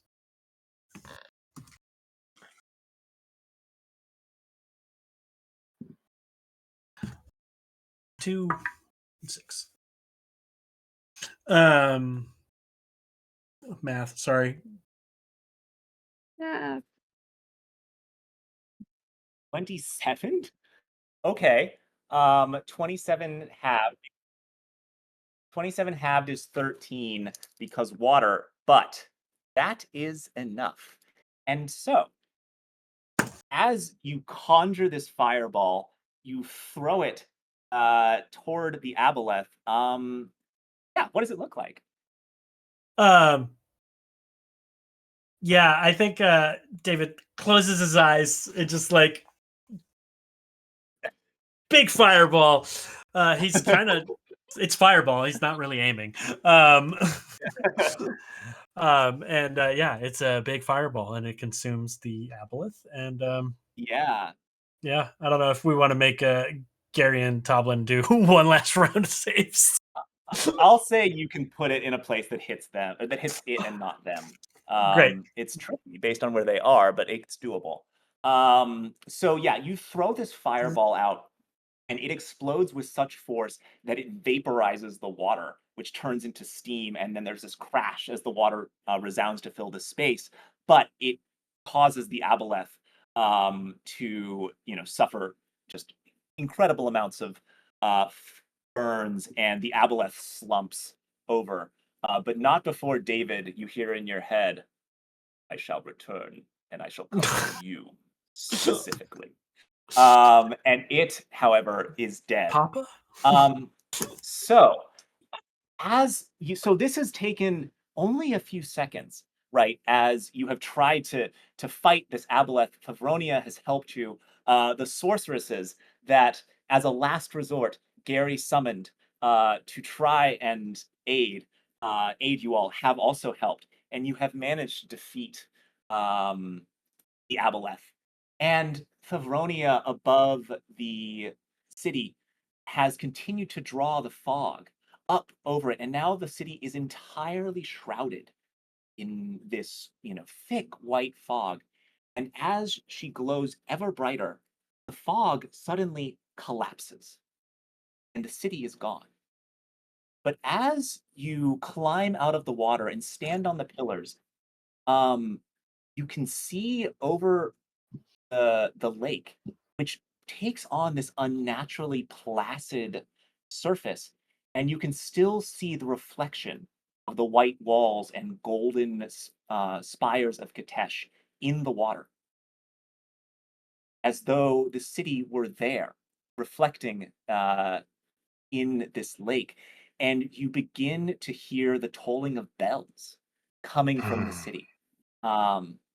And light begins to radiate out from the reflection of the city in the water. The light washes out over the army fighting against the undead at the River Kitezh. And as it hits these undead, they burst into ashes, falling away to nothingness. The tolling of the bells seems to bring renewed strength to the army that charges forward to defeat the last of the Atars that themselves, seized by terror, seeing the magic that has been wrought to turn this city invisible, to take it away from this place, and to cause these effects to come out of the lake. They turn and run, all of them, and the army follows them to try and defeat them. But as you watch all of this, Favronia suddenly appears beside you, having descended from her.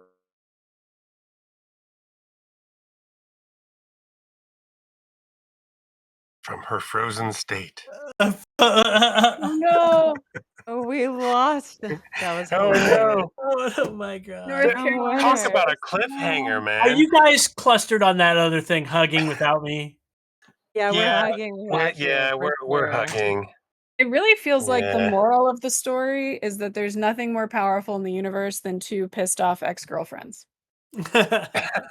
Yes. And one gigantic fireball. Atlas, Fireball. Wow. are you, It's do you have the a Swiss Chris? Army knife of things. Yeah, Atlas. Let's see here. I'll You text him. can First off, thank you all so much for donating. We raised $270, which puts us in the lead for I think the whole Gaming for Everybody campaign. Yay. Really How much awesome. to Yay. donate to fix Chris's internet? My Yeah, God. advantage on saving throw against bandwidth. Yeah, that's actually the next milestone. Is if we hit it, you'll get the end. Atlas, you wanna read some thank yous and we'll see if Chris comes back? Okay. Sure. Let me pull them up. Oh great. I do this because I don't know how it works, so I just assume Atlas can do anything. Hold on. Got me this far. I wasn't ready to put them up on screen. It's what I was working on when you guys were talking. That's okay. Oh, Yeah, Oh, the we next double milestone lost. is Nope. closure. I'll probably rejoin in seconds. That's most likely a good sign. okay. Teehee, I'll be right back. Let's go read some things.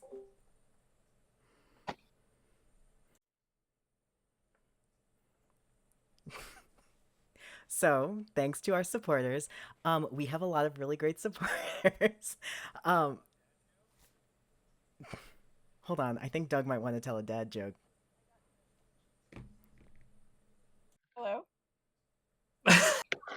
Yeah, that's what we guessed. I transitioned back for the dad. Do you want me to see if you'll go over my speaker?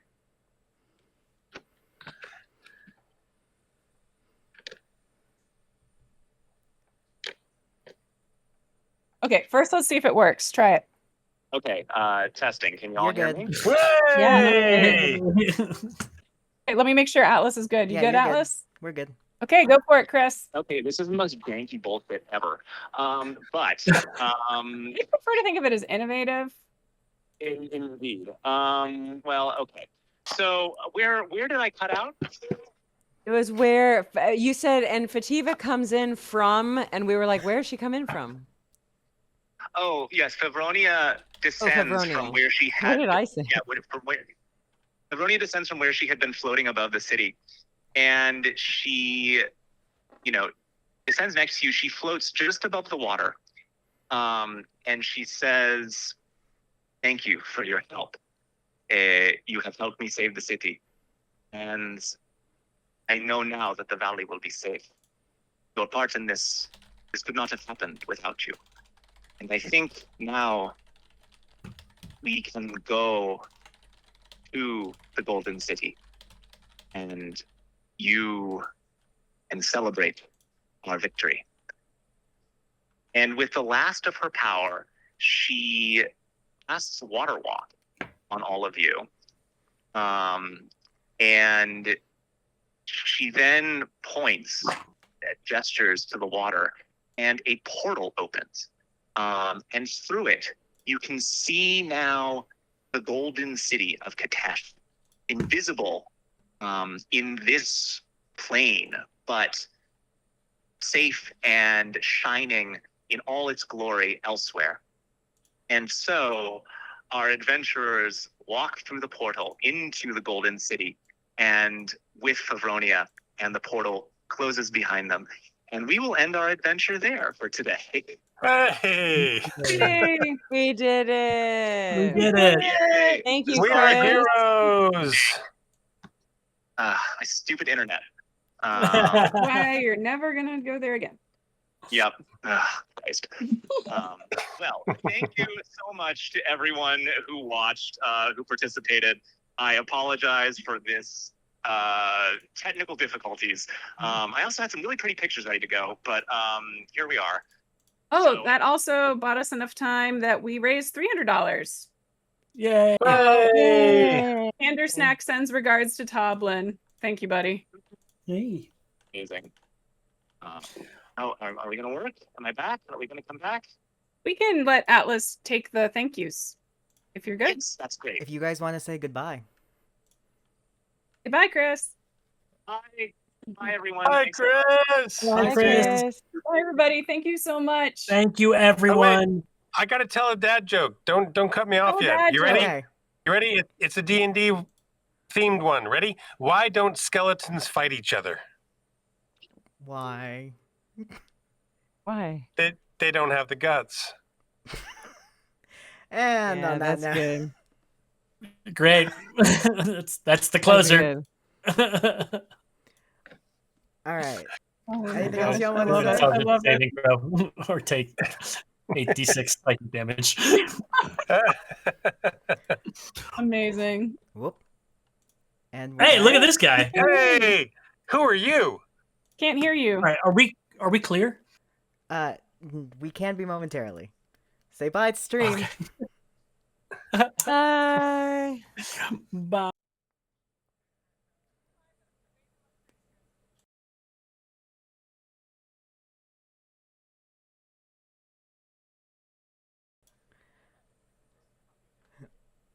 Thank you to our supporters, including the Disability Community Technology Foundation, which is funded by the Mellon Foundation and led by Ashley Shu, as well as the Institute for Creativity, Arts, and Technology for their major seed grant, our own university libraries for playtest space and their prototyping studio, and the Virginia Tech College of Architecture, Arts, and Design for the faculty-initiated research grant.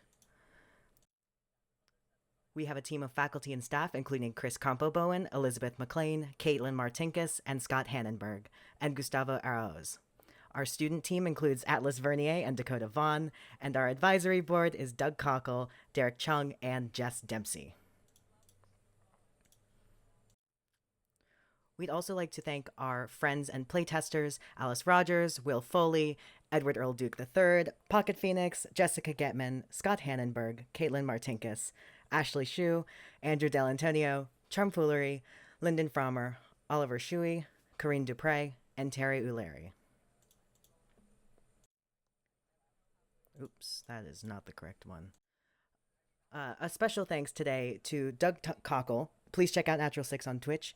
Amy Vorpahl, who is Vorpahl Sword on Instagram. Atlas Vernier for the live stream technology. And Dakota Vaughn for chat moderation. If you want to see more of us, we'll be at PAX Unplugged on November 21st and 23rd in Philadelphia.